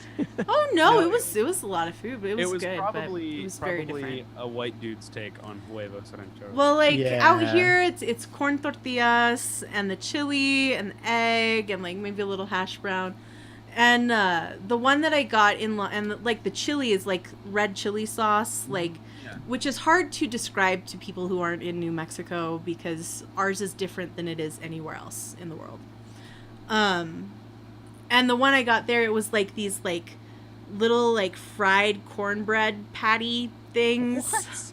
Yeah, I mean they were I know amazing. that's wrong. They were delicious, but it Here's was your- like Here's your huevos rancheros. little with a fried side of- cornbreads. That's exactly. Like, And there was like a side salad with it, and I was like, man, no! why The only doesn't thing- every breakfast have a side salad, man? The That was only so thing good. they expect you to actually do with it is to Instagram it. Yeah, I did, by the way. Like, I didn't put it on Instagram, but I think I posted it on Facebook. And it had, like, instead of red chili sauce, it was like salsa, only it was, like, hot salsa, which was weird. Like hot I want temperature-wise? Mexican food. No, now. hot, yeah, like hot, like warm, not hot, like, What? yeah. Ew, It was no. straight. It tasted good, but it was Yeah, but it's strange. not- that's like Yeah. California rancheros. But like, Anyways. yeah. Anyway, that was Anyways, the breakfast section of EA sorry, Play. I kind of took EA us Play. off there. I saw. I was looking for like people that I would recognize, and I didn't see as many people that as I expected to. Like, but I did see a guy I recognized that worked at Rooster Teeth. I did not go introduce myself because he was like walking with purpose, so I didn't want to bother him. I also saw a lady from IGN filming a video. I didn't recognize her. She was like 6 feet tall, brown hair. I didn't recognize the lady, but she had like the IGN microphone. And I later found the video. Which is Guys, funny. we need a GameStack microphone. We do. And we need to bring that, even if it doesn't work, we need to bring it to the next E3. But it was really funny because they were giving away at EA Play. They were giving away these Unravel 2 figurines, and you would like it was a wire frame, and you would wrap it with the yarn yourself, like as a craft, like arts and crafts time. And I was standing in line to play Unravel 2, and this lady, I watch her for like 15 minutes, like trying to make this work, and she can't make it work. So they borrowed one from like a 10-year-old kid at the next table. And she films herself like holding it, which I thought was just super funny. They were giving away a bunch of free stuff, but the lines for that were way too long for me to bother with. I did stand in line for Unravel 2 to play it. It was very cute and very fun, but I would not have stood in line if I had known that it had released that day. I awesome. missed the press conference because I was in the plane and I didn't know that. Right. So after I played Unravel 2, I like sprinted to the Anthem Theater because I was almost late. The people were already going in. I got there. I'm like, am I too late for the showing? And the lady ushers me under the rope. So I'm like sliding under the rope. And I get in there. I watch the Anthem demo, and it was really, really neat. It looks like a great game. But it's not a game for BioWare's traditional audience. And I really think, guys, that they are making a huge mistake by marketing this to BioWare's traditional audience. They need to sell this game to fans of Destiny and fans of Division, and they will have a much happier clientele. Because that's what this game is. That's absolutely what this game is. I asked the producer afterwards about, is this, is this a game for the traditional BioWare fan, or is this something, should we change our expectations? And he was very cagey. I don't know. He said that they weren't really talking about story yet, but that we wouldn't be disappointed. And I think I hope I'm wrong, but I think he's not correct in that. I think BioWare fans of Mass Effect, fans of Dragon Age are going to be very disappointed. But it does look super fun to play. Really fun. Yeah, I think there's a current trend, and I'm kind of about to say this in chat because Shy Guy Paradox says I don't see the appeal in Anthem. And there's a big trend in shooter RPGs right now, and I think they're just working on that bandwagon, which necessarily isn't a bad thing. It's just all the good shooter RPGs have a lot of different things going for them, and I don't want this to turn into, which you probably will, a battle royale thing where it's like, hey, look, we've got a shooter RPG too. Like, cool, where's the story elements? Well, you can level up a lot. It's like, cool, where's the loot grind? Well, you can level up a lot, kind of like a very shallow. So I hope it doesn't turn out to be that way. But yeah, I too am very excited for Anthem. I think I was saying that when the first trailer hit last evening. Yep. I think we will have a ton of fun playing it together. But I don't think I would be interested in it as a single player experience at all. I agree. And most of these games that are coming out that are shooter RPGs are not good single player games. They're genuinely not. Right. So what did you see next? So that was the end of the evening for me, and I went home to the hotel, overslept the next morning, ate the huevos rancheros the next day, and I walked down to the Vault Boy mural, which was really fun. I took a bunch of selfies. Really fun at the Vault Boy mural. I went to the Microsoft event next, which was the main reason why I went to E3, because I got the invitation to the Microsoft press conference, and this one was very well organized. It was right next door to the Bethesda event, which made me kind of sad. It kind of broke my heart a little bit. But on the way down, there were a lot of people wearing like plainly Microsoft uniforms, helping us find the correct line that we were supposed to be in. I was not in the VIP line I didn't expect to be, but I was also not in the worst line, which I did expect to be. I expected to be in like the nosebleed seats. I expected to be in the longest. I saw a line that stretched, way around the corner. I thought, oh yeah, that's going to be my line. Yeah. No, I was in like the middle line between VIP and the long line. So that was pretty nice. Yeah, I was kind of where we are. Really happy. We're on the B list here, I guess. C, I'll give us a C. C list. But it was really cool. There was this girl in front of me who was filming, for her own channel. Okay. And I noticed she kept she was standing and moving really awkwardly, which I thought was weird. And finally I realized that she's trying to get me out of the shot. Listen to Gamestack. We're live on Friday. And so I'm like... That's funny. So this poor girl, I finally did lean to the side to help her out. But it was really funny how she was trying to angle me out of the shot. You're so much nicer than me, because I would have just been like...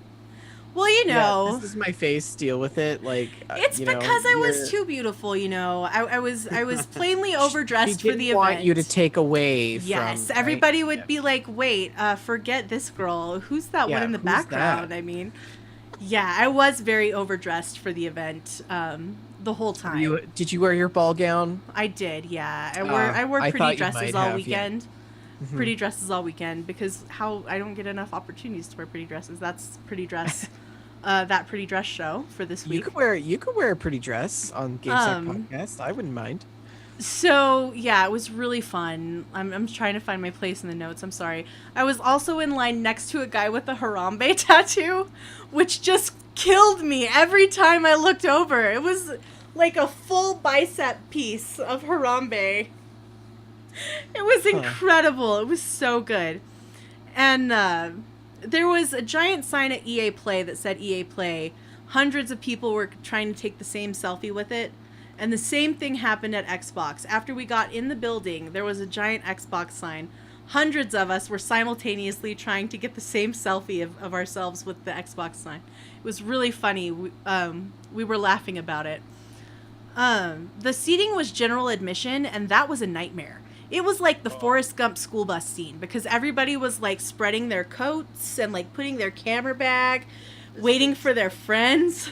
That's and stupid. I'm coming down trying to find a seat like anywhere, and they're like, seats taken. You can't sit here, seats taken. I didn't realize this movie happened in the Outback. I know, Rick, I'm Yeah, sorry. what just happened there? I'm sorry. Yeah. I don't know what happened there. But I finally did find a seat, and fortunately there were no bad seats in the place. And it's fun, guys, watching from home. And frankly, you probably get more of the news when you're watching from home. But the You get energy way of more coverage. actually being in the room was really special. It was really cool. Awesome. And the whole time that I was at E3, guys, I was trying to make friends. Like, I really wanted to meet fun people at E3 and make friends, and no one wanted to talk to me. So that was super sad.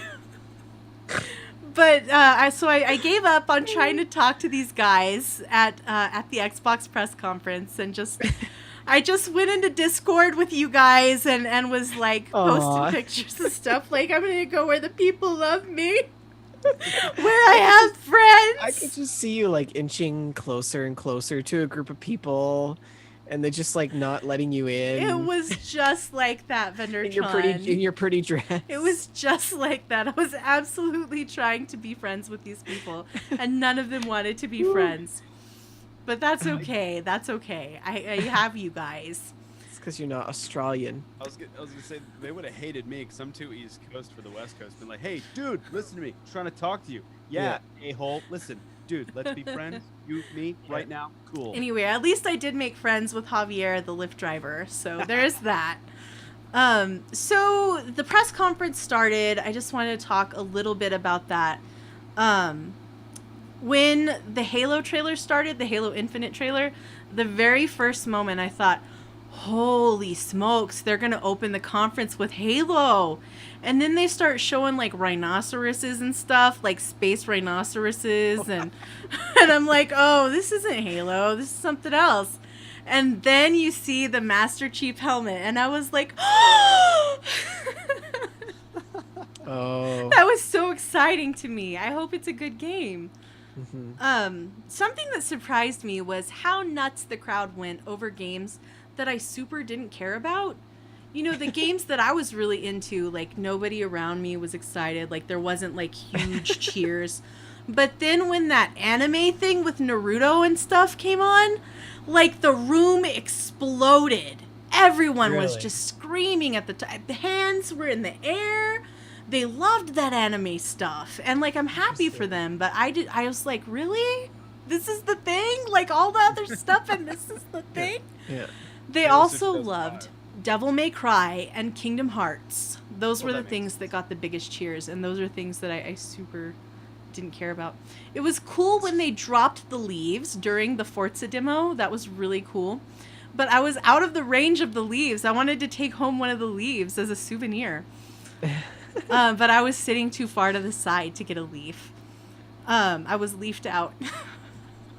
Oh my gosh, that's so good. And when Todd Howard came out, like, I lost my mind. I was so excited. And he was on my side of the stage, and it was like when you watch it from home, it looks like everybody's at center stage, right? But that's not the case. They come out at 3 different points.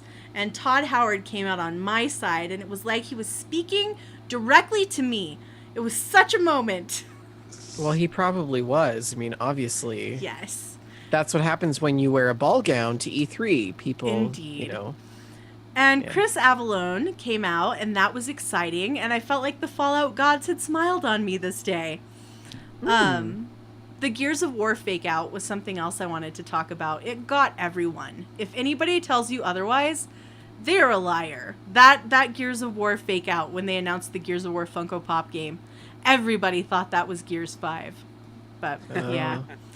And watching BE3 with you guys later that night was also super fun. So I was really glad to be able to have that experience too. So did you get any souvenirs? Not really. I picked up I picked up 2 of the Yarny things, the Unravel, build your own Unravel creature. I haven't tried to put mine together yet. I actually brought home an extra one so that I could give one away on air. So I haven't figured out how to do that yet. Oh, so I guess if you guys if you live in a place where it's not going to cost me like $30 to ship to, then send an email. Maybe that leaves out all of our UK listeners. Yeah. Sorry, guys. And they almost didn't let me on the plane with those guys. It was funny. Oh, really? Yeah. They were did you like have a check bag? You probably only had a carry-on. No, I only right? did carry-ons. Carry-ons, and they're going through it, and the 2 guys, and then they look at me, and they're like, let her through. And I was like, okay. Wow. Thanks, guys. Wow. So yeah, I want to give that away. I didn't really plan how to give it away, so I guess we'll do it eventually. Yeah, we'll do that later. But that's all the free stuff I really got. Like I said, there were a ton of lines at EA Play for free stuff. They were too long. Microsoft didn't really give out any free stuff, not to me anyway. I think the important people got some stuff, but I was not among those people. But it was really cool just being there. So, yeah. Do you want to talk about some of the games that were announced at E3 or? Yeah, let's do that. We're going to start with E3. I mean, this is like a month later. We all know what's going on. I know. But we do have to give our own opinions because that's who we are. We know we're important enough to give our own opinions. So absolutely. Our opinion is the only one that matters. Of course. To you. EA. Battlefield 5. I am very excited for Battlefield 5. This feels like a Kelly's Heroes thing to me. I love studying World War II, so this is right down my alley with all the goofiness and kind of like Bad Company's Kelly's Heroes, World War II. I'm game. So this one's definitely on my list. What do you guys? Cool. You guys into Battlefields at all? You don't really seem to be. Nope. I've only played a very small amount of Battlefield. This one does look pretty cool. EA announced Jar Wars. Jar Jar Wars. Oh no! No. So Star Wars Jedi Fallen Order Holiday 2019. On this, I don't know. I'm not a big Star Wars game guy. I really loved those ones with Sam Witwer in them. What were they called? The Force Unleashed. I loved those games. They were really fun.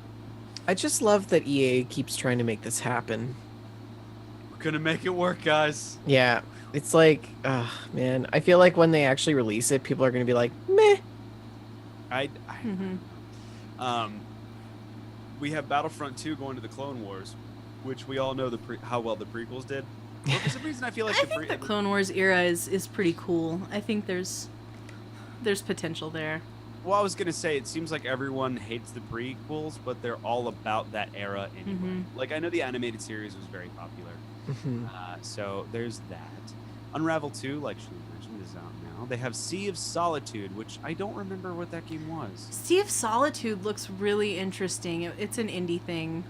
It looks like it's tackling themes of loneliness and depression. It looks pretty cool. Gotcha.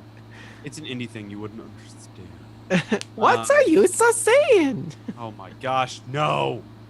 Stop. There was a reason it was bad. Command and Conquer, no one seems to care about. Oh, guys, the Command and Conquer mobile title booth. There was no one there. Like I felt so bad for them. There was no one there. Because no one's cared about Command and Conquer since like Roller Coaster Tycoon 2.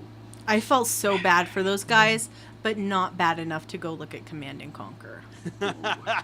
There's always one booth every year at E3 that, yeah. Mhm.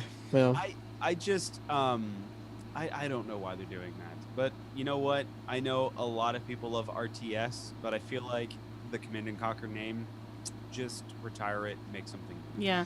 Anthem, February 22nd. That again. exciting. Yeah. Lots of And- stuff coming out February 22nd. FIFA and Madden.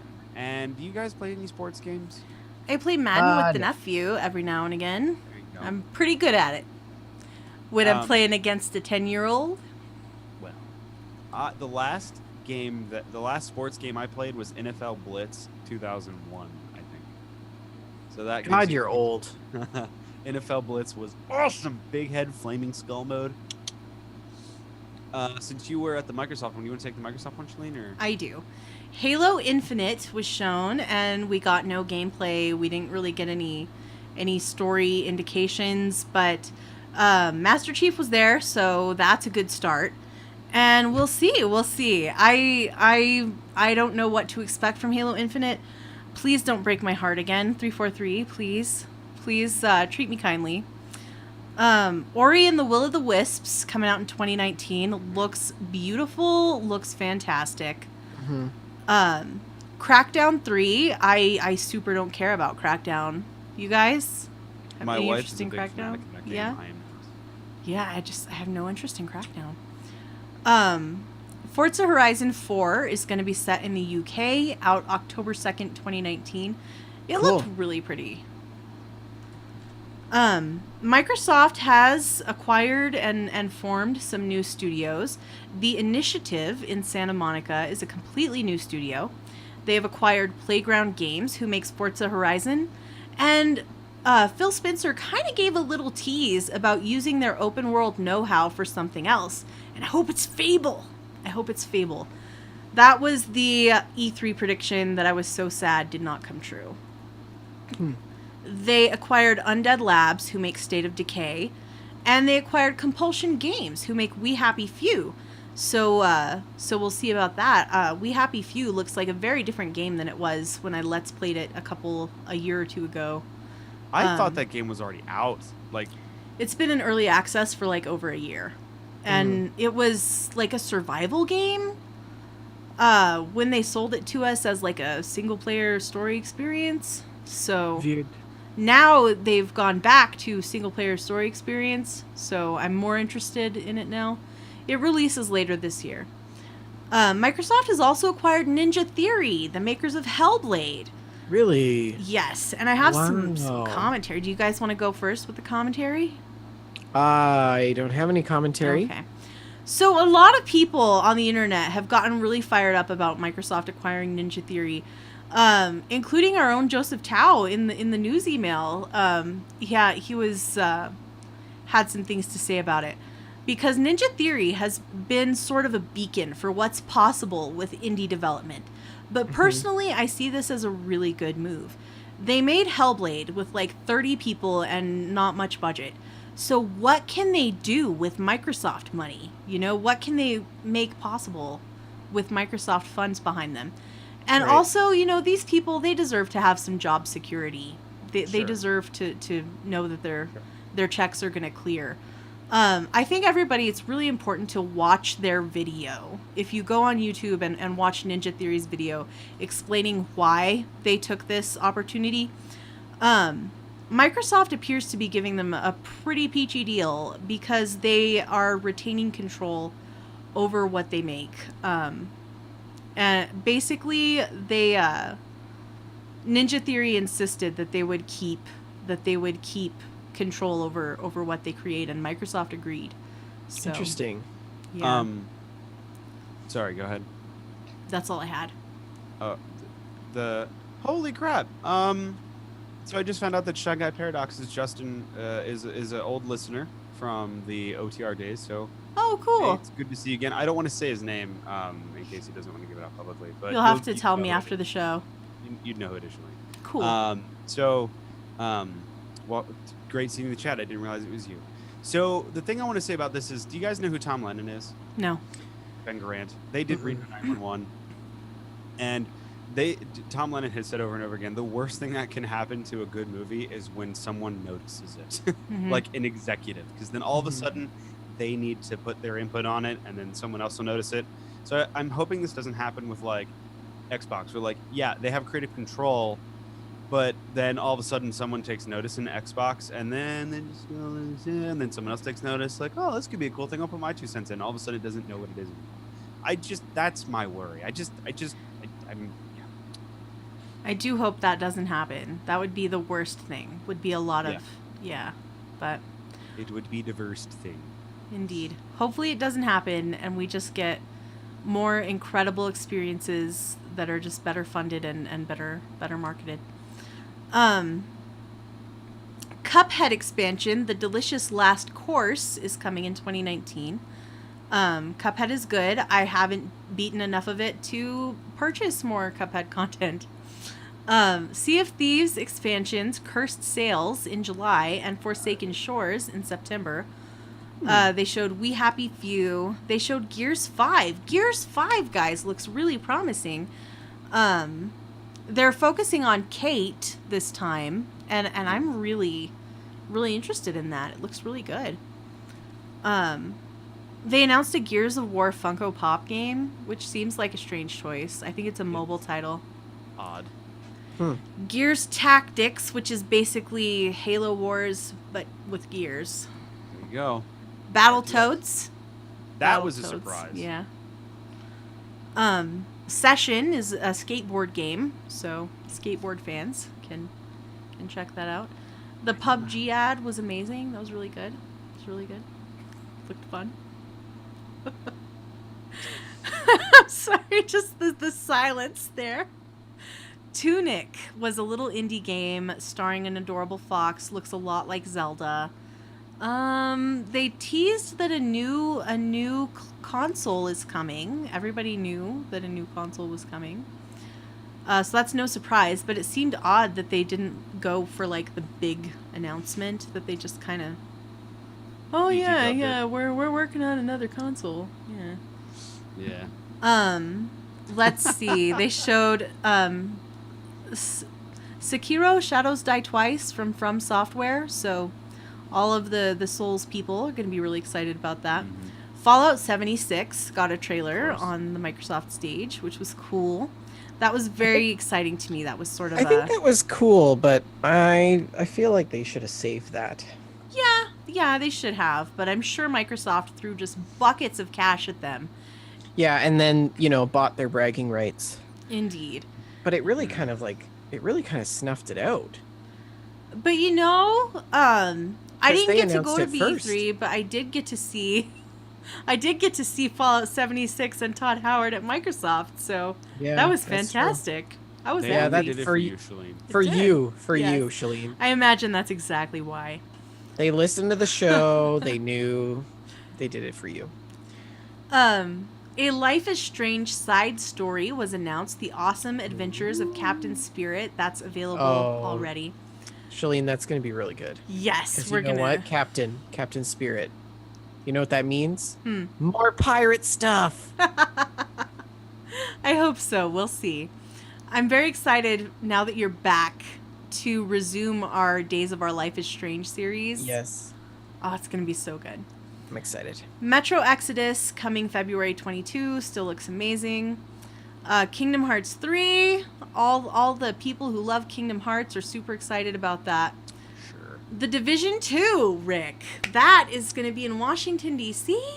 We're going to get to have post-apocalyptic shenanigans in Washington, D.C. It's going to to be amazing. It looks really Rick's good. going to know the whole map. I'm super looking forward It's to gonna be like, we got to turn left here. Turn right on Pennsylvania. Yeah. Shadow of the Tomb Raider coming September 14th. Looks good. Devil May Cry 5. Sorry, I gotta Go say ahead, something go about ahead. this game. Why is this the third time in this game Lara Croft becomes the Tomb Raider? It's I like the know, third right? time I she's know. like, would you stop it? Yeah. Stupid. She's already else the would she Tomb be? Raider. It's not the beginning. She's already the Tomb Raider. They've had 3 games where she has gone through the trials to become Lara Croft, the Tomb Raider, and why? Next. Devil May Cry, Jump Force, Dying Light 2. That's what Chris Avellone was working on, and it looks really cool. That looks pretty. It's sort of a medieval take on post-apocalyptia, so I'm interested in that. Cool. Just Sean Aiken in chat says avoid DuPont Circle. That's funny. Just Cause 4, Battlefield 5, Tales of Vesperia, and then they ended it with Cyberpunk 2077, and that was really funny because it's sort of the lights were starting to come up. It felt like the conference was over, and then they did that thing like it was a takeover of the conference, and then it was the Cyberpunk trailer. That was really fun. Yeah. Yeah, I heard that was kind of the highlight. So Closed out the conference for sure. I thought it was a great conference. I really enjoyed it. Lots Cool. of cool stuff. So Sony, who wants to take Sony? I can take Sony. Do it. So for Sony, we've got Banjo Guy. Yes, they opened with the banjo guy. Yeah, It was good. they did actually make a handful of announcements in the run up to E3. So, Last of Us 2, God of War, new game. Last New of Us Game 2 Plus. looks amazing. Black Ops 4, and then they've added Black Ops 3 to PlayStation Plus, Cool. which is cool. A bunch of smaller things: Tetris Effect, Days Gone, Beat Saber, Twin Mirror, Ghost Giant. And then we've also got Flute Guy. I'm unfamiliar with this. The flute guy was a guy that played the flute. It was like in the run up to Ghosts of Tsushima, it was like a guy playing a flute.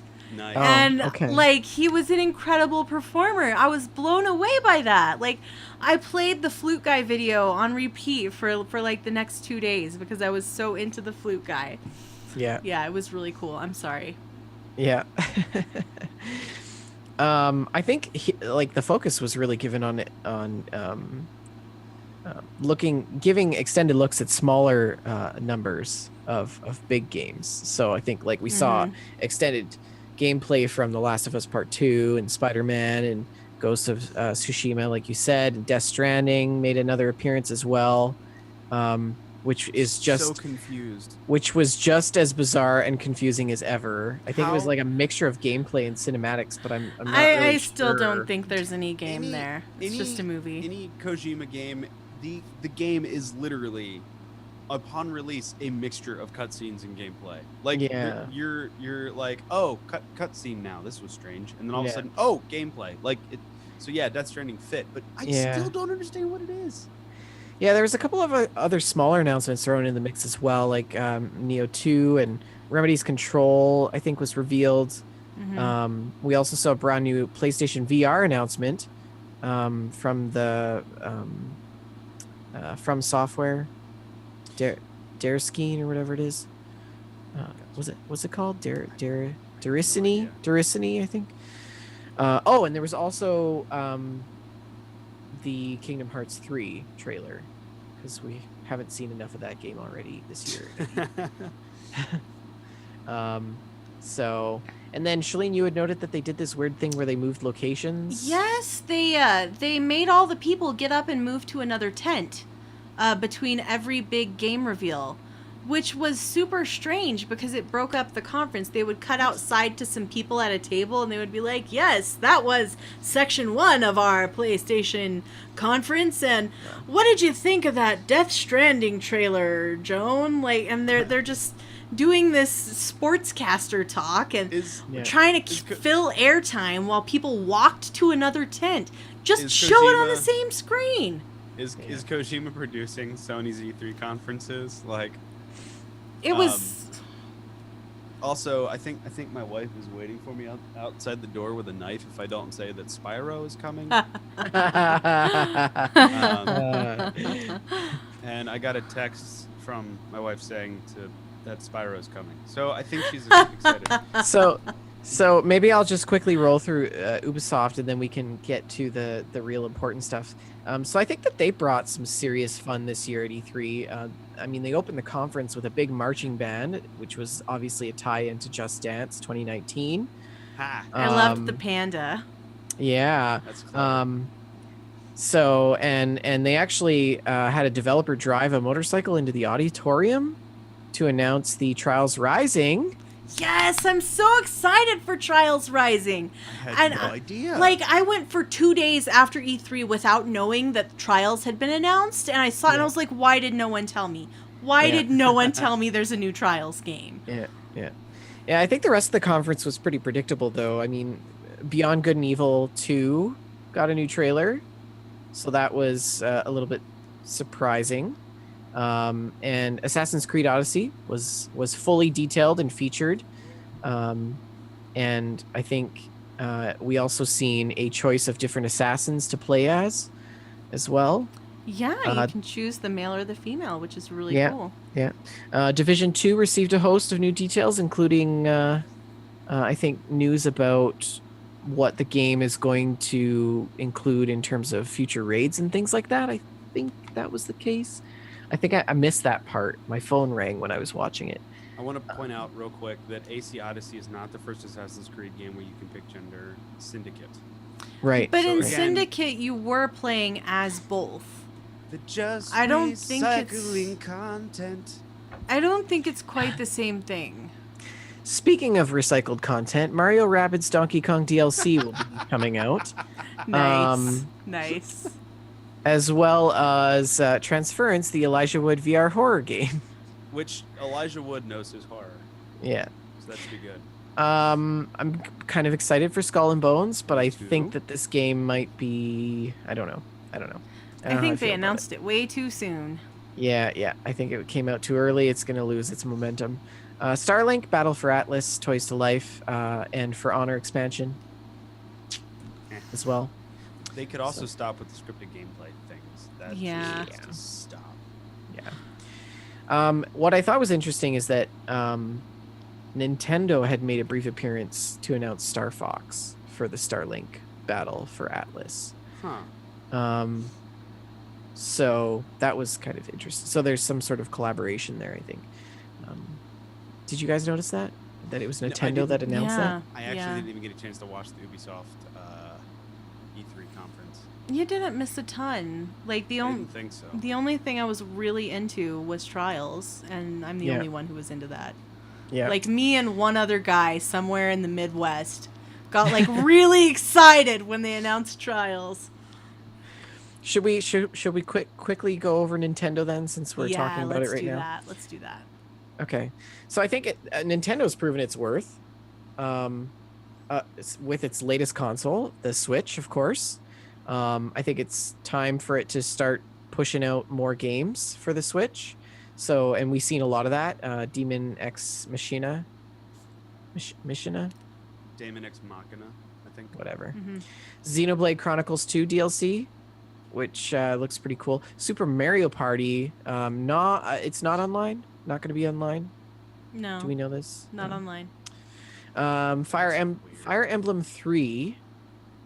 Three Houses. I'm sorry. That's me with the typos again. I'm sorry. Right, I didn't say that because I figured that it was. Three Houses. Yeah. We got a pretty good look at Super Smash Brothers Ultimate. New host of characters and Boy, things like did that. we ever. So That's much coming out Smash. December 2018 release. And we also got news of Epic Games Fortnite Battle Royale, which will be available on Switch, and that is already out now. And I believe that is going to be a big hit. Indeed. It will also, and partly because it's going to offer crossplay, right? Yeah, I think it is, isn't it? Yeah, crossplay with Xbox One, mobile, PC, and I think also PS4. That wouldn't surprise me. I don't think there's crossplay with PS4. That's PlayStation kind of a 4 is thing being right that now. Snooty kid in the corner. It's Right. kind of a thing They right always now. are. Could you Yeah. go please play with the rest of the kids? Yeah. Yeah. Yeah. So. Stupid. So I think when it comes to Nintendo, it was pretty predictable. It's not a bad thing, but it was nice to see that they're putting more things out for Switch. Metroid Prime No, there was no 4. Metroid Prime 4. I'm a little bit disappointed not to see that.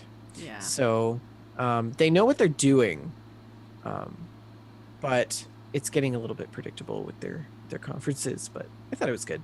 Do you want to take Bethesda, Shalene? Indeed. Sure. Bethesda opened up with Andrew WK. Rick, do you want to talk about that? He speaks for himself. Andrew WK, he partied hard. He came, he partied. And it was so funny. Just they kept cutting out to the audience, and there were people just like, what am I watching?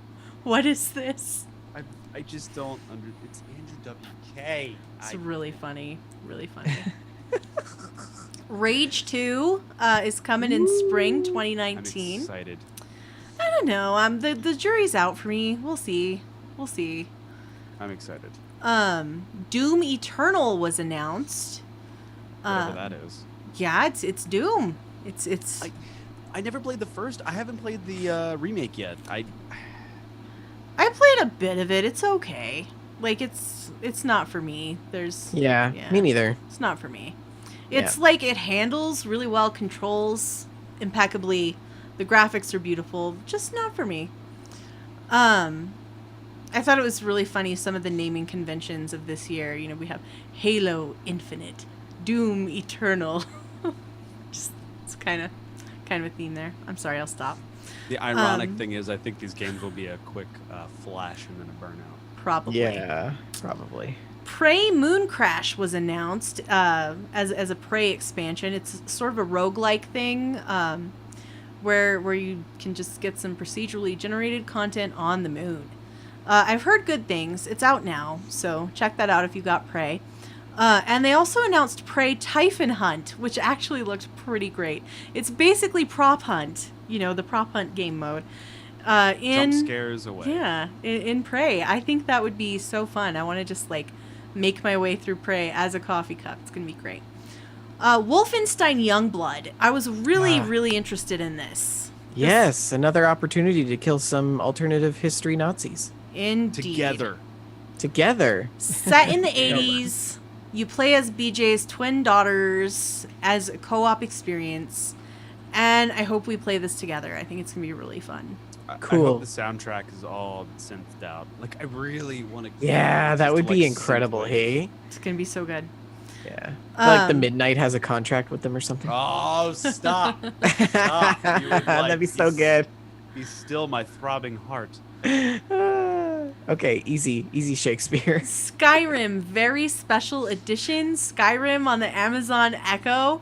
And it's real. It was a real thing. It was not just a joke. I thought that was so funny. That was so weird. I love that they got Keegan-Michael Key to do it. Yeah. No one else could have pulled that off. Indeed.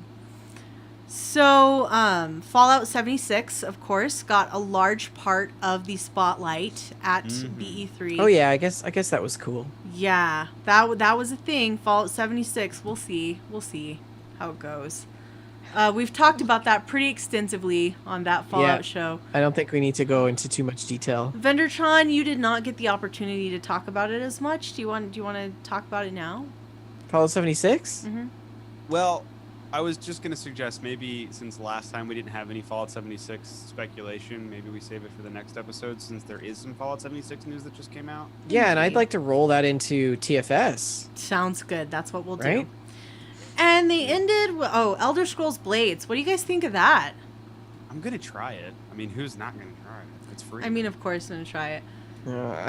But like, yeah. We're losing a lot of air here. Yeah. And at the very end, they showed a little teaser for Starfield. And yeah, that was crazy. Mm-hmm. Also for Elder Scrolls 6. Go ahead, Rick. No, I was going to say, people have been giving them so much crap for being like, why are you showing us, like, a GIF of your next thing? Mm-hmm. And I think what it is doing is just building it's hype. it's a gear change for Bethesda. Mhm. They hold everything close to the chest until it's ready to reveal. This is the first time they're like, you've asked for it, here it is. This is all we're going to show you. Just Yeah, want I you to think know we're doing this. And then all of a Yeah. sudden everyone's like, well, why is that all you got? Like, again, they're stuffing cake into their mouth and then complaining about it.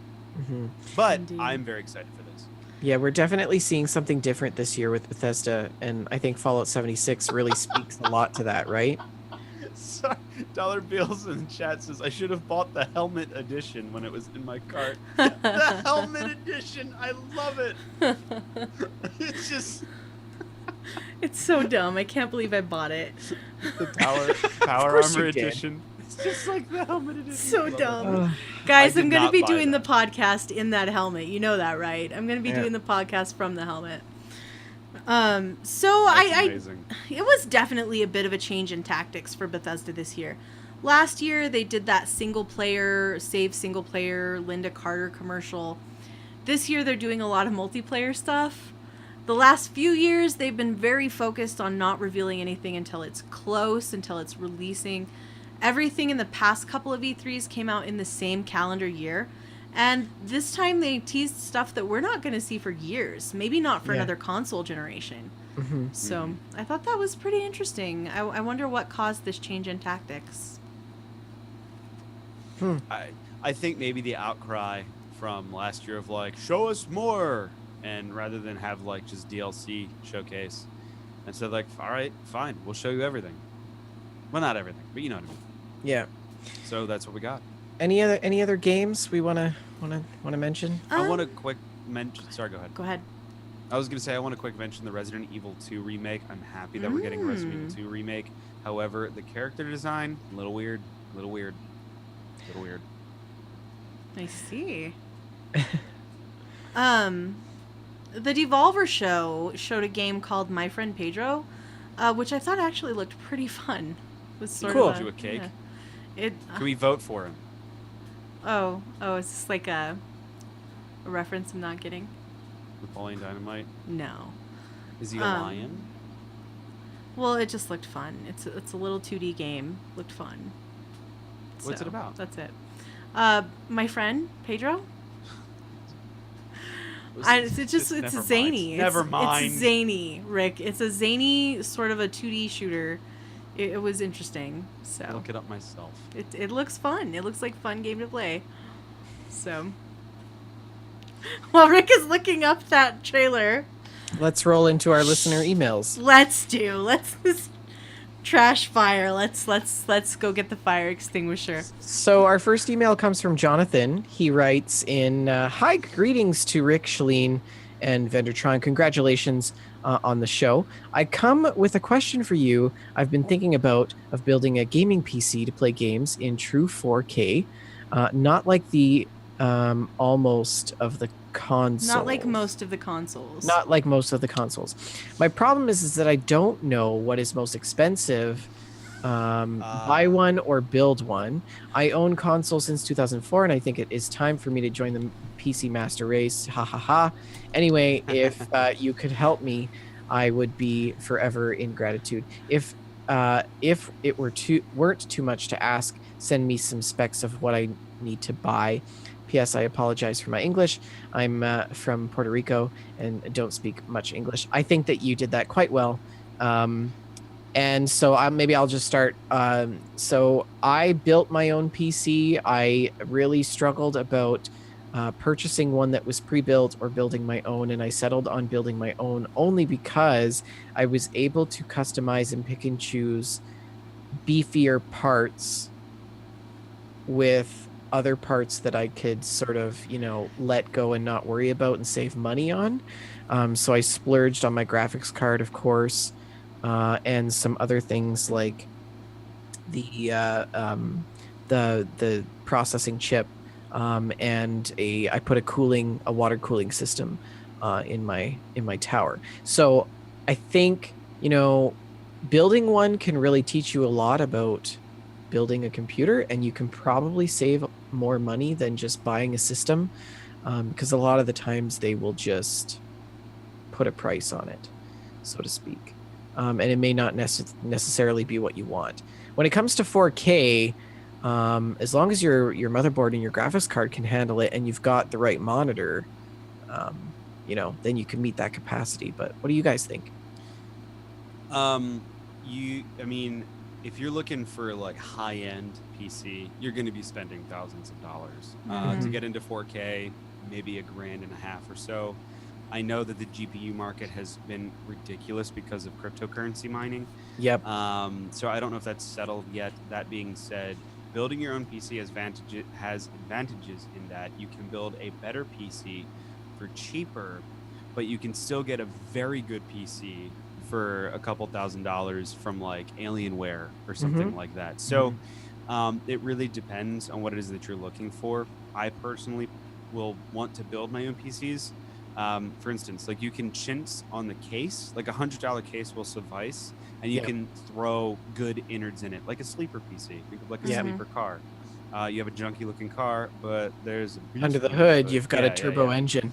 I would definitely go for Intel over AMD. I would definitely go for NVIDIA graphics cards.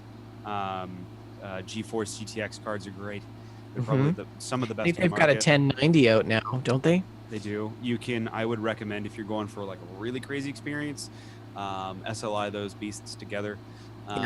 I would recommend also getting the new chipset, which means DDR3 RAM, or sorry, DDR4, not 3. 3 was the old chipset. The other side of that coin is to make sure that it is water cooled if you're going to go for high-end PC stuff. Yep. That's going to make it run smoother. And air cans. Get air cans so you can blow the thing out, because you would not believe how much dust slows down a PC. Yeah. So Newegg is your best friend. Also, I think PC Builder will help you piece things together that's compatible, because some chipsets aren't compatible with certain motherboards, and you might find you want like a micro ATX versus like other motherboard sizes. I would recommend just a normal ATX board because it has the most capacity on it. LG makes a really great 4K monitor. Yeah, I mean, monitors are a whole other thing. Those things are expensive. 4K monitors are ridiculous. Yeah. I would, and the other thing about PCs and monitors, hardware in general, wait for sales. Oh yeah. Wait for sales, man. It's way more worth it for you to save the money and get good equipment on a good sale. And I would say, well, if you're in Canada, $1,500 will get you quite a bit, but not quite enough to build that PC that you truly want. Also, do not chintz on the power supply. Do not chintz on the power supply. Get like a good modular high watt EVGA power supply or something. Just don't chintz on the power supply. A lot of people are like, oh, I can get away with it. Don't. Also, I do want to point out, dude, don't apologize for your English. Like, you're getting by in like very well in a second language. I can't speak anything other than terrible English. And first of all, thank you for listening to the show. I'm sorry we can't deliver it to you in a different language. Indeed. So yeah, Shirley, do you have anything to input on the PC build stuff? Not really. I built mine. I was able to have a better machine for the price that I paid. But I don't feel really super qualified to give a ton of input, because while I say I built it, what I mean is I bought the things Rick told me to buy and put them where Rick told me to put them.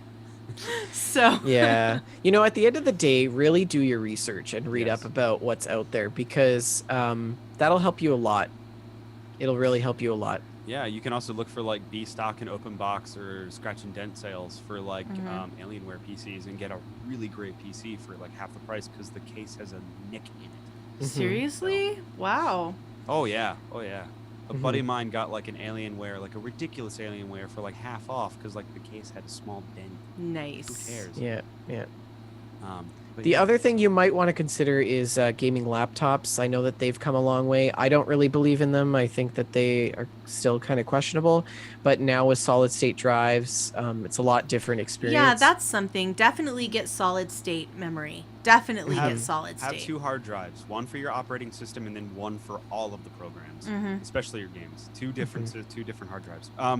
Laptops, they've come a long way. A friend of mine will game at my house with this laptop that runs stuff better than my PC does now. So it's they've come so far. Guys, we should do a segment of the show in the future on hardware. That's a good idea. We could, we could. Here we are Good planning idea. the show on the show. Yeah. Let's move on. On to our next email. I'll take this one. Okay. Hello, Shalene, Rick, and Vendertron. I've been listening since Fallout OTR and was so sad when I found out it was ending, then excited to hear of KDR, then sad when I found out that was We're a ending. little We bit have of a roller this- coaster. Yeah, he just says, the roller coaster. Then when I heard you were doing Gamestack and was excited once again, please don't end this one. Well, Looking you're forward- in for a surprise. No, just kidding. This is our looking forward to the new podcast as well, though I'm not sure I'm looking forward to Fallout 76.